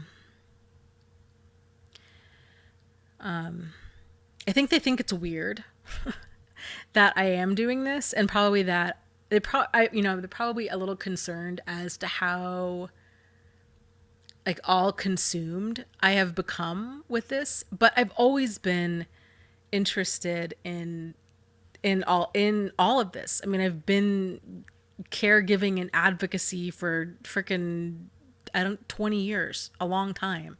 So it's always been a passion of mine, and I've loved personal growth. And I mean, there's just there's so many different elements of this that I just love. And I love the way that it's all come together, because it's such, for me, it's just, I just love it. I mean, I feel like I'm really able to just be so much of myself in so many different ways. But yeah, I wonder more, because I talk about my uncle, and my cousins don't probably watch my videos and stuff, but I mean, there's certain different family dynamics that I always kind of wonder, if is this ever going to come out, and then how they would feel about that. But I mean, that's the thing. Like, if you do stuff like this, to be prepared for consequences. And I I guess I just feel like it's more important to talk about this kind of stuff. And my cousins too. It's so funny because we all have a really, when we get together, which is not that often, but when we do, we are open and honest with each other. And our whole other, like, everybody else in our family isn't. Like, they're all about kind of secrets, and we all laugh about it, because it gets really, really bizarre. The stuff that does not get said, or the stuff that does get said that is not even accurate, like, with the older people in my family. And so I don't know how they would feel about it. Like, I don't know. Weird. Somebody asked about, how do I join the book club?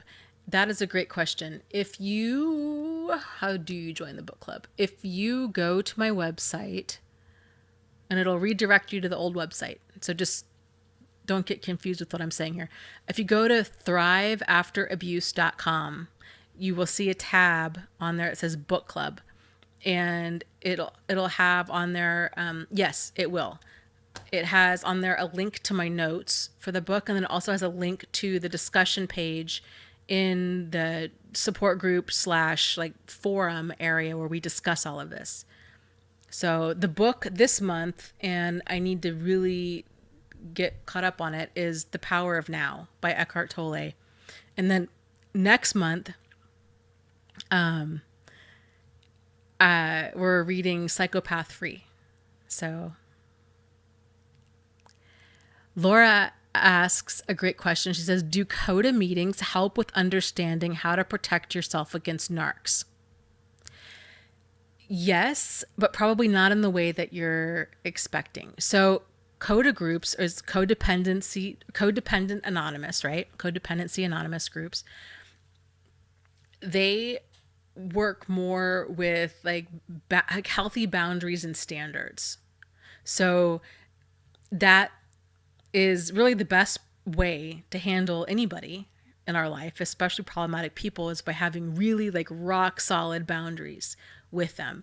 But as far as kind of the day-to-day stuff, and dealing with the manipulations, and dealing with the narcissism part of it, not, every group is different, but my guess would probably be not so much. But I think if you were to open up about your story, my guess is that, if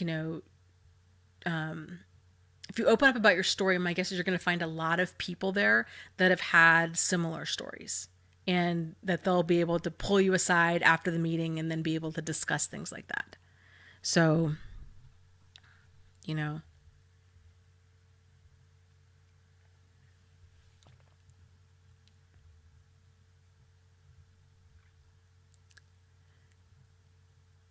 okay, comments are coming fast. Let's see. Margaret says, that's what a friend told me. I have no boundaries. So a lot of us, the whole thing with boundaries is, if we grow up in a household, and a lot of people have this, it's not even just kind of out like majorly dysfunctional parents, but I think healthy boundaries is a fairly new concept for a lot of people. And but if we grew up in a home where there's like for sure really skewed boundaries, then that's what we know as normal. So it might take us many, many decades to really realize that we have messed up boundaries, because again, like, we are our own baseline for normal. So we might not realize kind of what's going on here, or to what degree our boundaries are kind of skewed, especially because, again, we are our own baseline for normal. And we tend to, this is a human thing, we tend to all associate with people that are like us. So it can be really confusing if we feel that maybe we have pretty healthy boundaries if we're comparing them to our friends, right? Or to our family, or to other people, because they might not have healthy boundaries either. And so that's kind of just this ongoing process of practicing healthy boundaries, and really looking at and examining kind of what's working. And I think maybe the best way to go about that is to look at the results in your life, and look at the different people in your life, and the different dynamics in your life, and asking yourself, am I getting the results that I want in my life? So if you're, and a good way to, I think, to examine if your boundaries, if you're continuing to have boundary violations, because other people don't know where our boundaries are, right? And everybody has different boundaries for what's okay. A great way to examine our boundaries is to pay attention to how we feel. So if you're feeling irritated, frustrated, anxious, depressed, angry, any type of really like unpleasant emotion, and that's an ongoing thing, that's generally a result of a boundary violation. And so if you can kind of go back and think, okay, well, where am I feeling this way? Is it at work? Is it with a friend? Is it with, and another sign is if you're finding yourself needing to call or talk to somebody about a situation, especially over and over and over again, that's another sign of a boundary violation. So here's an example from my recent past. I went to get a massage. I don't know, this was a few weeks ago. And the gal I'm short, so like, I'm not knocking her at all. I'm about 5'1". She was probably 4'7". I mean, she was really short, and she was very heavy set. Okay. And when I was getting my massage, I still don't know what was going on, because I didn't have my eyes open, but every time she would rub on me, her body was like it was very space invasive. Her body was on me, and it was just very uncomfortable. I was just not okay with it. There was nothing relaxing about that massage at all. And I left there thinking, is it me? Is it her? Like, I just felt really violated. It was a very violating feeling. And, I was trying to just make sense of it. Like, well, was it, I don't know. I was just trying to make sense of it all. And so I told 2 different coworkers of mine about the situation. And one coworker was in agreement with me. And she's like, oh yeah, that's super awkward. And, and the other coworker, who's a good friend of mine, had said, well, did you say something to her? And she's like, I would have gotten up and left. And I thought, no, actually, that didn't even cross my mind. In my mind, I thought, this is really uncomfortable. I'm never coming back. And the one friend that had recommended I should have gotten up and just been like, you know what, I'm just not comfortable with this. She had made the comment. She's like, if this woman was a guy, how would you have felt? And I had said, if it was a guy, I would have felt really violated, because it was just way too much physical contact with another person. I don't know if it was intentional. I don't know if it was just due to her height and her weight and the whole thing she had going on. I don't know. But but it doesn't matter, because it was a violation to me, even though she might not have meant it to be, right? So I didn't think about like that would have been something for me to set my boundary. And I knew before we even got into the massage room that this is probably not going to work. And but then I felt like judgmental about it. I had all this like mix of emotions and I thought, well, I'm already here and on and on. And sure enough, it was not a good situation.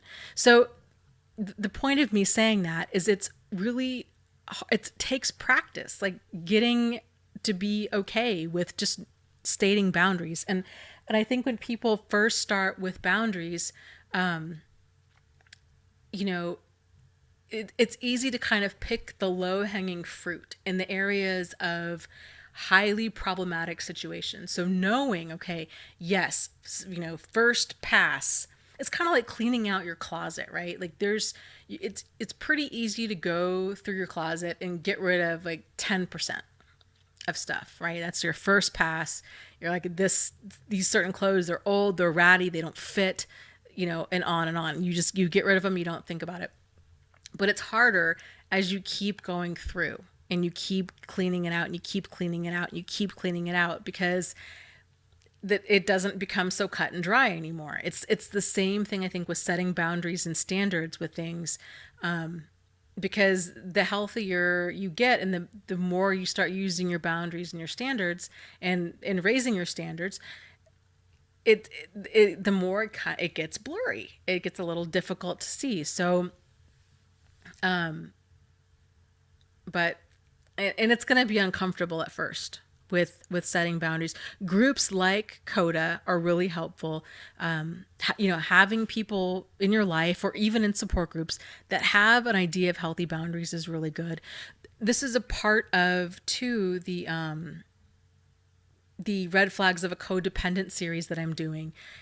So I'm going to be going through each of the red flags of a narcissist from the perspective of a codependent person, and going through what it feels like if you're codependent, how these different red flags, just from my perspective, but hopefully other people will chime in on the comments and then they're going to add in their own perspective as well.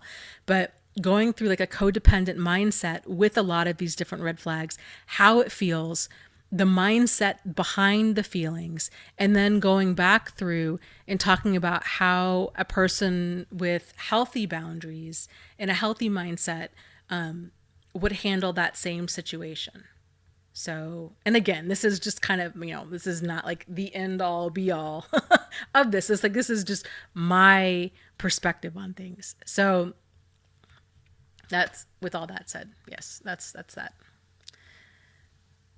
Hey, Peace Pom Pom's here. Alexander asks, are there narcissistic abuse survivor meetings like Coda meetings? No. Great question, though. So that was a recent conversation as well in one of the support groups. So there's talk about people wanting to start different support groups in their area. And again, I'm all for people doing that. I'm concerned, concerned about safety first and foremost. And then there's a lot of different dynamics to running a group that I don't know. I would have never guessed. I have two support groups. There's about 7,000 people in the two of them combined, maybe a little bit more. And that's a learning curve in and of itself. And that's online. So it's probably I'm sure, like a whole different animal if it's in person. So, and then there's, I don't know, there's different dynamics at work. Anybody can start their own group for anything on the website meetup.com. So you could always start a support group for that. I'm open to, Laura asks, don't you really need training to run a support group for narcissists? I'm going to say no, not really. I think your support group can do whatever the support group wants to do. AA, for example, they have real minimal training, but it's, you know, in a support group, they don't have to do, again, like it's not to take the place of therapy. It's just to support other people in what they're going through. So, Green Vanilla Bean says, my concern would be that it would keep us in PTSD.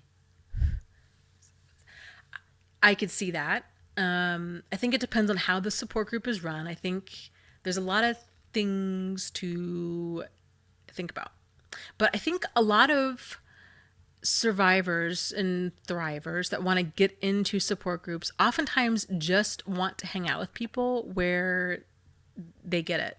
And they don't want to necessarily talk about all this stuff. They want to go see movies. They want to go do things. A lot of them have been isolated for a long time.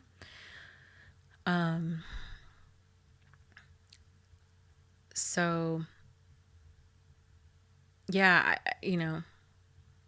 yeah, I mean, Laura asks, experience certainly, but no training.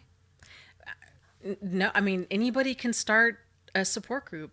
Anybody can start a group. Like, there's no laws. I mean, would it probably be a good idea to have some training involved? Yeah, probably. But it's not, you know, it's weird because, like, for me being a nurse, AA meetings, to me, that strikes me as incredibly dangerous. And that's really wild to me that those groups are still going, because I've had patients that have been hardcore alcoholics that have quit drinking cold turkey and that have died from it. So to me, it's like, how, I don't understand how that's, so there, I don't know, like there's different elements in different groups that like concern me. But I think overall, like the good that AA does, how many people it does save, outweighs I guess the downside to it. Margaret asks, I have PTSD too. Do most narc survivors usually have PTSD? Yes. And so it's in S9 says it's worse than PTSD. It's called CPTSD. And yes, most of us have it. So Laura asks, Dana, I just pictured a sarcastic grin if you were with a narc patient while pulling up her sheet. Oh gosh. Yeah. Yeah, we have a lot of cluster B patients. It's quite entertaining at times. So yes, back to the whole CPTSD thing. Very interesting. A lot of us have it. A lot of us that goes either misdiagnosed or undiagnosed. Very common. It does tend to pass on average, from what I've read, 18 to 24 months. My own experience with that, I would say that was about accurate for me. But of course, it depends on what a person goes through, how long they've been going through it, and of course, just their overall level of their coping skills, their overall level of resiliency, their support system. There's other things in effect with that. So it just depends. It depends on the person. I think a lot of people, from what I've seen and from what I've experienced too, once they get into that support group and they get that validation, they get that support, they get that reassurance, they realize they aren't alone, they realize they aren't crazy, they get a lot of that confusion cleared up fast. And I'm talking within a few weeks, if not a few days. I mean, it happens quickly. From what I've seen, that really, really helps just turbocharge their healing, because they move out of that confusion stage. Like, I think I don't know who mentioned, Cecilia, I think might have mentioned staying stuck in the CPTSD with the support group. So my whole goal with the site, with all of this, is to provide as many tools as possible, and ideally be able to interview different people that have additional tools in all of this with healing, and to just what I'd like to do, like my overall picture is to present like a smorgasbord of options and be like, you know what, here's this, here is you know oh, I forget what it's called. It was the EFT, like the tapping technique. And here's meditation. And here's how you do, yeah, like meditation. Or here's here's the kind of the concepts of neuro linguistic programming. And just introducing all of these different tools for people, because different things are going to help for different people at different times. And to be able to at least let people know, like, here's a bunch of different options. I think it would be fantastic to be able to start getting a network of different therapists and psychiatrists and psychologists and just a whole team of people that are familiar with this, and like really familiar with this. Maybe that means putting together some sort of training program with some other people to really ensure that people are super familiar with this, and what all goes down. So I don't know. But my whole goal with all of this is to help people to move forward. I definitely don't want people to stay stuck in any stage of this for longer than they need to. And but true healing, it does take time, and it does come on in waves with understanding. And yeah, so Doug says the whole "I am not crazy" was so healing for me. So learning what was done to me was necessary for healing. I wish my flying monkeys would learn too, but that is their choice. Yeah, I think just that validation of, it's, if you've knowing what manipulative behavior looks like in motion, and being able to point and be like, yes, that's what happened to me, like that's what happened. Because so many of us, when you're going through it, it's it's hard to even describe it, because it's just a lot of irrational, illogical behavior that it's just confusing. It's a lot of confusing behavior.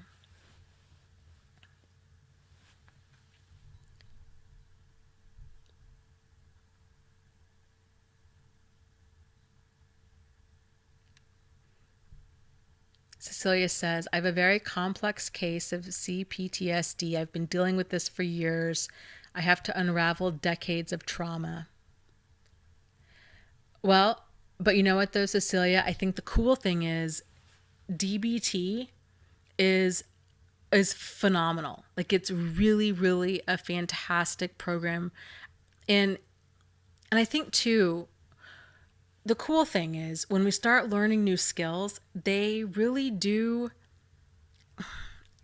there's kind of this exponential effect with them. So, as you gain new skills, you might find that you gain one that you're like, oh wow, and it's just this game changer for you, and it just clears up so much stuff in your life, and the ripple effect of that one skill can be absolutely huge. And so even though you might have decades of trauma to unravel and sort through, it doesn't necessarily mean that that's going to take you decades to do that. So, especially now, I mean, now you're just moving on all cylinders. I mean, like, you're in support groups, and you're in DBT, and like you're here and you're talking to other people, and you're so like I don't think there's anything more that you could be doing. Like, you're really moving full speed ahead in a very healthy, good direction. So, it's exciting, and I think you're going to be at a radically different place a year from now, emotionally and every single way. Because there's no such thing as, there's that saying, like, there's no such thing as small change. It's true. There's no such thing. And change doesn't just happen in a vacuum. It doesn't just happen in one area of our life. Like, if you make a change in another area, there's a ripple effect to everything that we do. And so if we do positive things in our lives, if we improve in some sort of small way, there's just that ripple effect. So it doesn't have to be like, you don't have to radically, I think it was Tony Robbins that said this, like, you don't have to radically change the trajectory of your life. Like, you just need to change it by a few degrees, and then given time, you'll be at a very different place, you know, out a few, like 6 months or a year or a few years out. Monique asks, DBT, what's that? It stands for dialectical behavioral therapy. A lot of it has to do with mindfulness. It has to do with kind of gaining our power and control over our emotions and emotional regulation. It's generally a class, and everybody runs it differently, but maybe like a 6 week or an 8 week class. And it's very, very helpful for a lot of people, especially if they have trouble with different types of emotional regulation.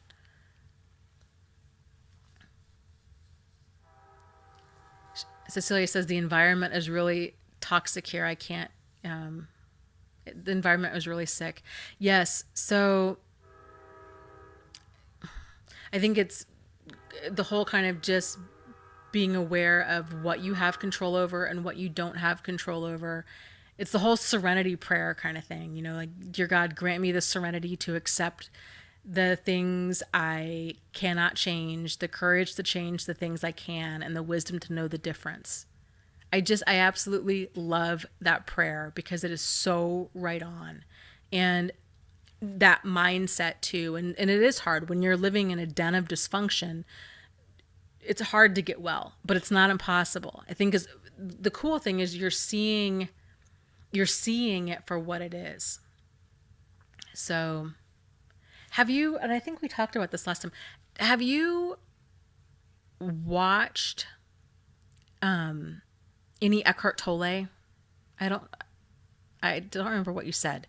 If you haven't, I highly recommend that, because he's all about living in the now and, just being present in the moment and detaching from the outcome. And so, he says that there's no need to make anything into a problem. Like, we either accept what is or we change it. And that problems are our resistance to what is. And I don't know, there's a lot of wisdom that man is full of wisdom. And any video of his, he's got of course has a YouTube channel, highly recommend it. And I would be curious to see what you have to say about it. So Margaret is saying, yeah, Eckhart is wonderful. Yeah, he is. He's super chill. I love his energy and all of it. Yeah, Performance says, during our relationship with narcs, we lost our dominion, the right to choose our own life choices. Yes. And so that's a big part of healing, is to regain our power and control. In any way, little ways, big ways. And it's just this reconnection, to ourself. Oh, gosh. Sorry, my nose just really itches tonight. I don't know if I have allergies or what's going on. Cece says, Dana, what keeps you going?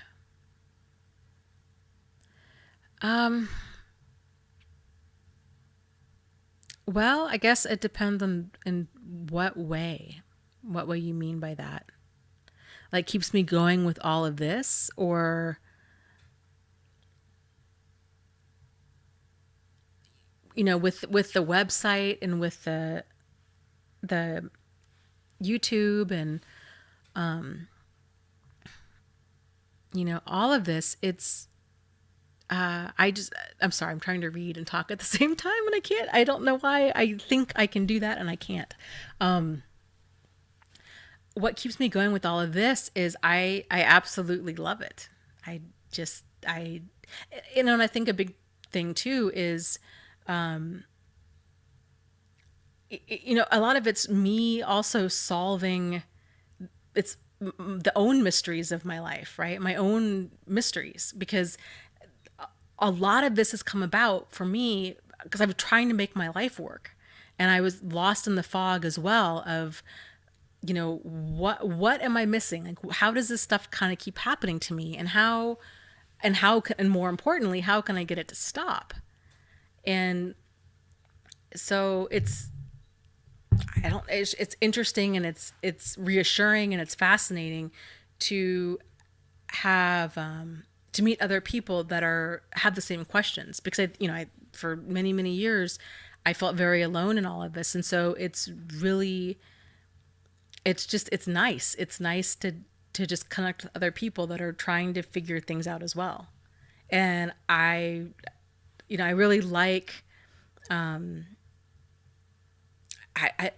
guess, and part of me wants to solve the puzzle in all of this too, and putting my own pain, giving my own pain a purpose with all of this, because it's frustrating for me, the healing, the lack of awareness out there with in general, and the education that needs to be done on this topic is massive, and that's frustrating. And I've kind of, I think, taken it on as like my own personal crusade, because it's ridiculous that there's not more information out there. So, oh, and I missed some stuff, but everybody's sending lots of people lots of love, and I love that.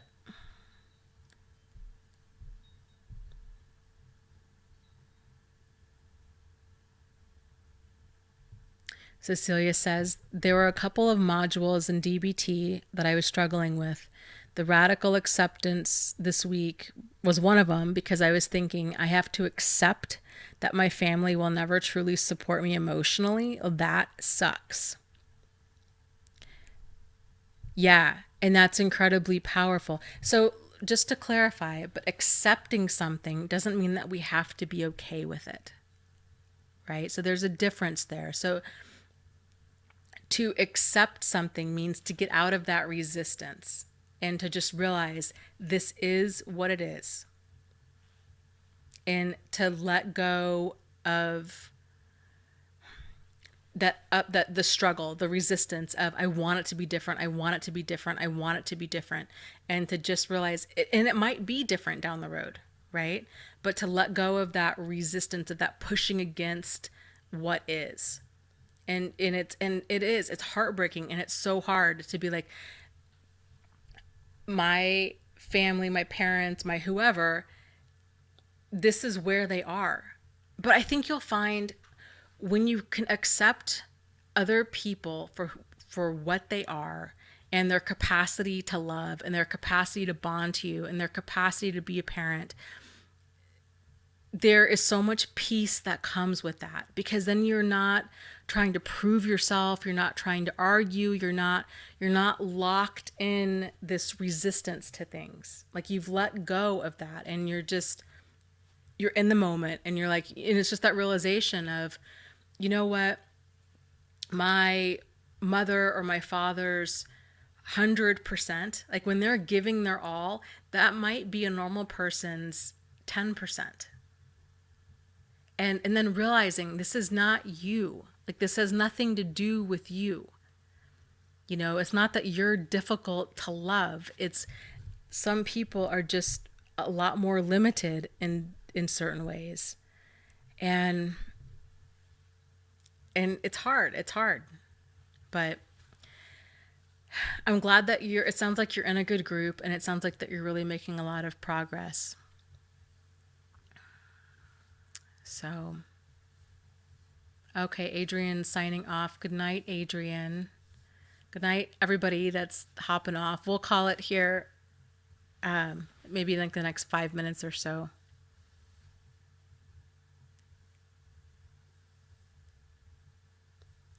Sander, I'm not sure if that question's for me or if it's for somebody else, asking, am I a feminist? I think that word is, yes and no would be my answer to that. It's that word is very emotionally charged, and it tends to mean different things to different people. So in the true definition of it, which meaning equality, right? Like, am I all for equality? Yes, I am totally all for equality. However,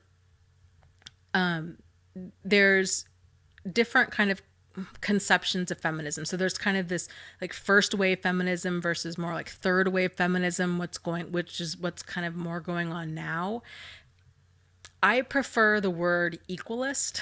Like, I don't even know if that's really a word or a thing, but I like that concept better because I think the unintended consequence of feminism, which was to make it more equal, to talk about women's rights for equality, the unintended consequence of that has been to minimize a lot of what men go through, especially when it comes to domestic violence and abuse. So, love the theory of equality that's behind it. But that's the thing, like everything that happens has these unintended consequences that happen. There's like always this unintended, and like we can't ever oftentimes predict these unintended consequences. So,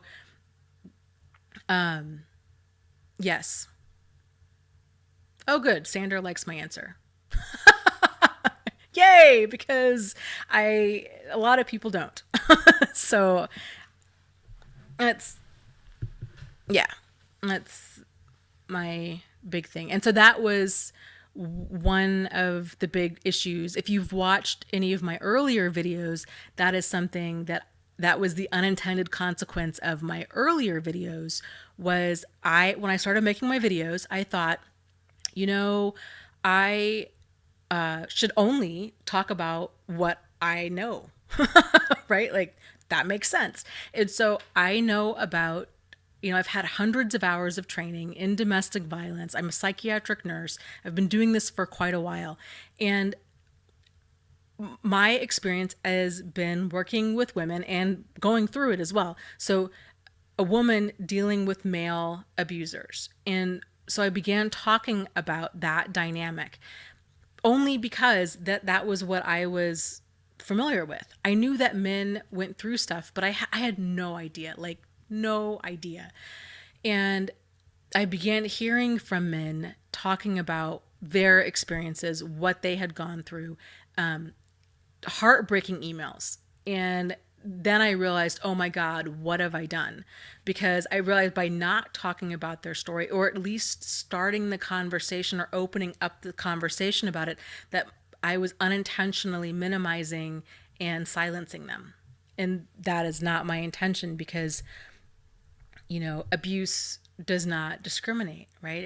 It can be any gender, any nationality, any age, any religion, any sexual orientation, anything. And yeah, so, and again, I think that's an unintended consequence of a lot of the domestic violence movements out there. Is so, yeah, that's kind of a long-winded answer, but yes.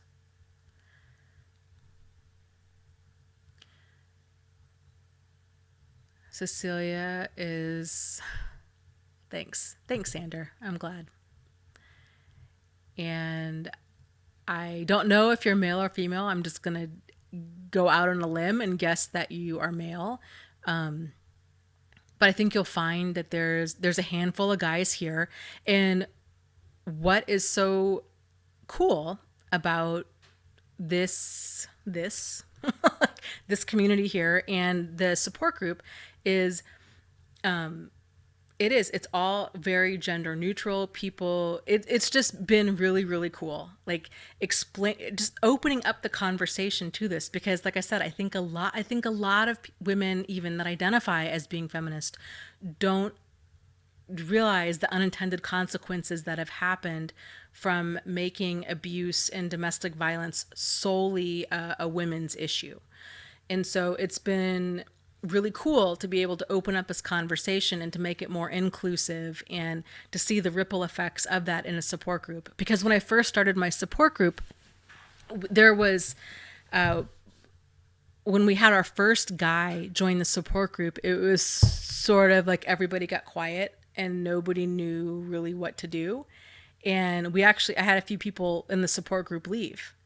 And it was just this really awkward, tense moment. And it's really cool to see how far we've come in a year, and the conversations that it's all brought about, and just the spreading of awareness. Because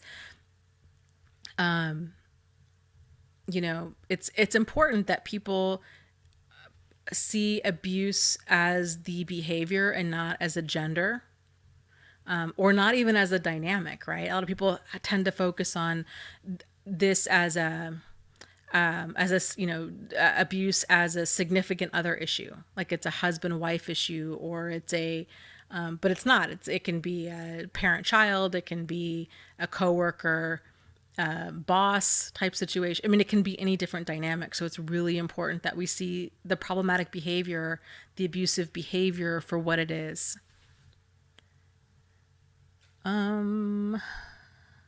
Yeah, Cecilia and Doug were way fast on blocking that guy. I didn't even see what he had to say, which is fine, because I am totally okay with not reading what the trolls have to say.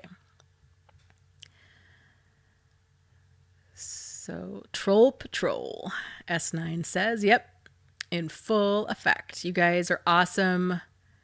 Awesome moderators. Thank you. Thank you for everything that you guys do. Yes. Virtual high five to all you guys.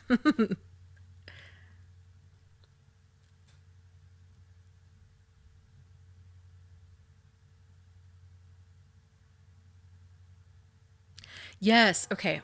Rosie says, that's why I thought of translating the videos of the red flags in Spanish, because we don't have much information. Do you think it will work, Dana? I do. I need to figure out the videos that you sent me. I need to figure that out. I need to figure out how to upload those. If I can upload it with just the captions, or if I can, because I'd like to go back and re-record a lot of my videos. And then part of me, I don't know, to make them more gender neutral, and to make them more to bring up different types of scenarios instead of like just my own. Because again, like my perspective, my stories, my experiences, those are limited to like just me, and like it's only helpful for like a handful of people. So yeah, and I don't know, and I need to find out if, with the captions and stuff, if it would be better if I did like took what you did and make it into subtitles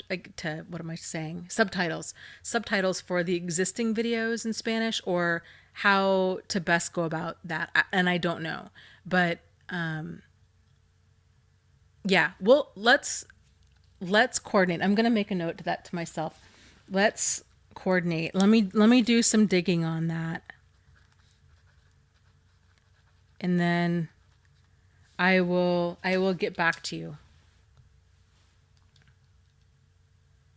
Yeah, I will let you know for sure. I am so wildly appreciative of all of the hard work that you've put in. So I think it's just really, really cool that you've done that, and I really appreciate that. I would love, love, love, love, love to get a lot of, well, I don't know. It's hard because, I think we all are our own worst critic. But I feel like my earlier videos for sure are way rough.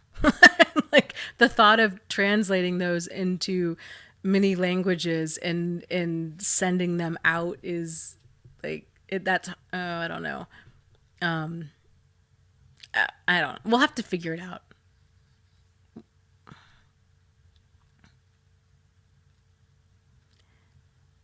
D-Mel also says, I'm certified in Spanish translation and can volunteer my time. That's awesome. Yeah, we'll have to. Cecilia says some butthead was trying to sexually to me was trying to sexually harass me. I was having no part of it. I thought you were talking about you. I thought, okay. Well, thank you for being my bodyguard.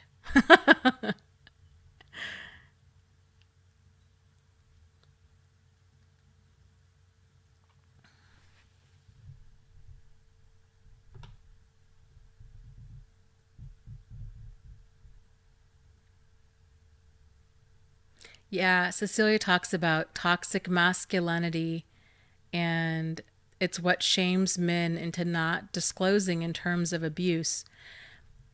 I think you're right about that. I think you're also, it's a lot of these stereotypes in society, right? Of kind of who can be a victim and who can be an abuser.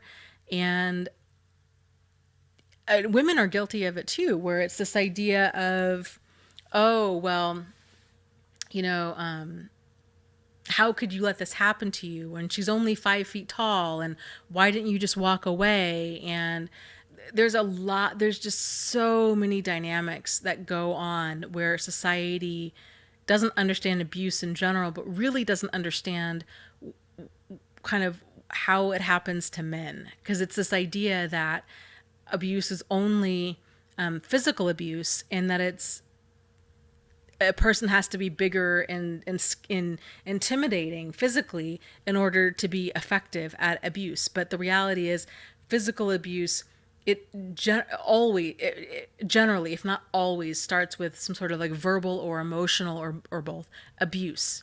And that's that sticky web that keeps people stuck, and that spins things around, and that makes them confused. So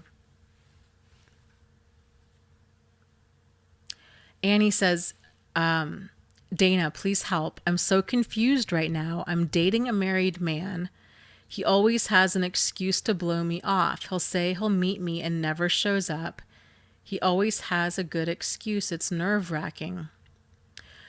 Well, Annie, here's the thing, okay? So when people cheat, and this guy, he's cheating on his wife because he's married, right? The problem with cheating is that it shows a lack of character.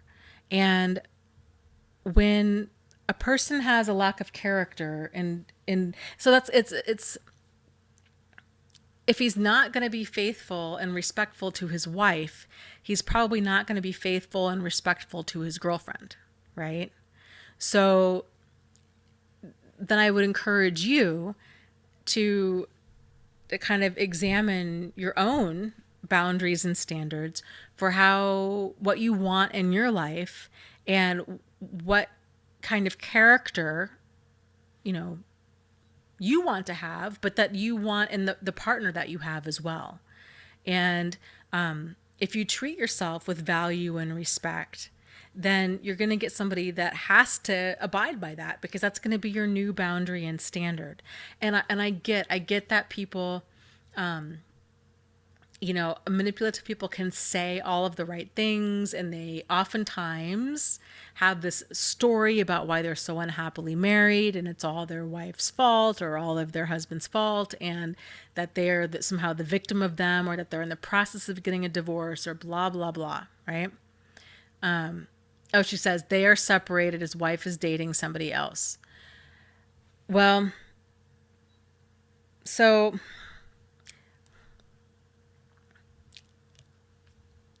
okay.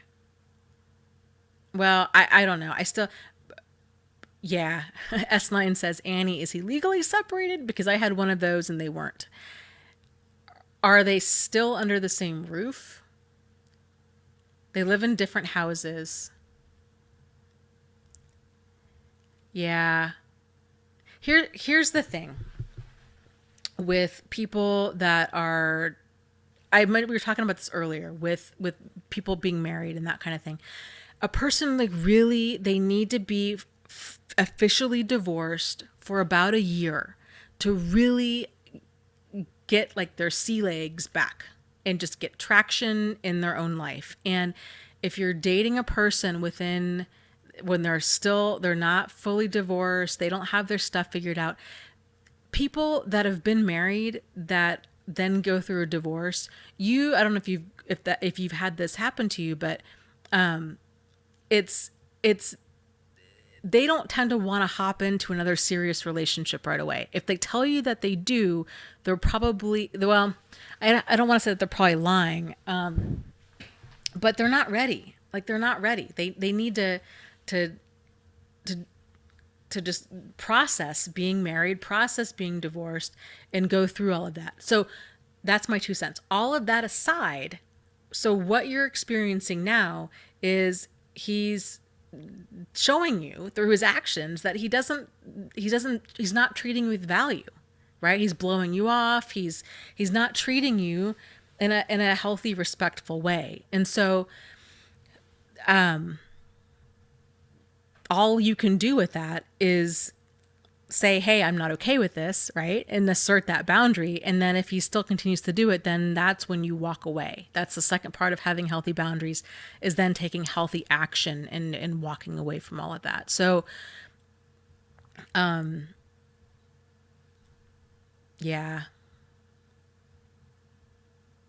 She said, yeah, that's what I thought. Hopping into this, he chased me. He,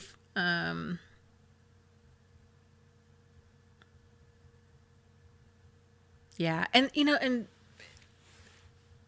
people do, right? So manipulative, not even manipulative people, but people in general, like if they want something, if he's this guy, he's fresh out of a marriage and he's, looking for sex, or he's not serious, right? Like he's looking for, he's just playing the field and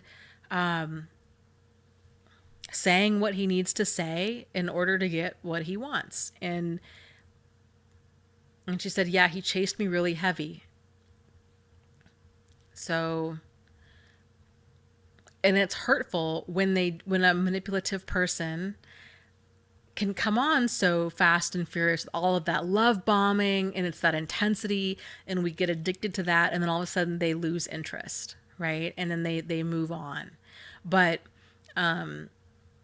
it's hard, but you just have to walk away from stuff like that. And she says, no, he's not even asking for sex. That's the thing. Well, it sounds like he's playing games, and regardless of the games he's playing, for the reasons behind it, it's a no-win situation for you. I think for any of us, if we're ever in a situation to where we feel like we have to sacrifice our dignity or our self-respect to stay in a relationship, that's a sign that we need to get out of that. So he's not treating you with dignity and respect, and he's not giving you what you need at all. So that's the sign to just drive on, even though it hurts, even though, you can stay and try to make sense of it, but really that's just a big waste of time. You're better off just driving on. You don't need that. Nobody needs that, right? Oh, Doug is so sweet. He says, Dana, thank you for everything you've done for us. Thank you for this awesome support group and knowledge shared. You are fantastic. Light and love to you. Namaste. I honor the divine in you and me and in us. Well, thank you, Doug. I agree. This is a pretty awesome support group, and I love and appreciate all of everybody here and all of the support that you guys give to each other. It's really reaffirms my faith in humanity, and I love that you guys are a part of this. It's enjoyable. Yeah. He says, even Dana needs light and love from us too. Yeah, for sure, man. Can't get too much good juju, right?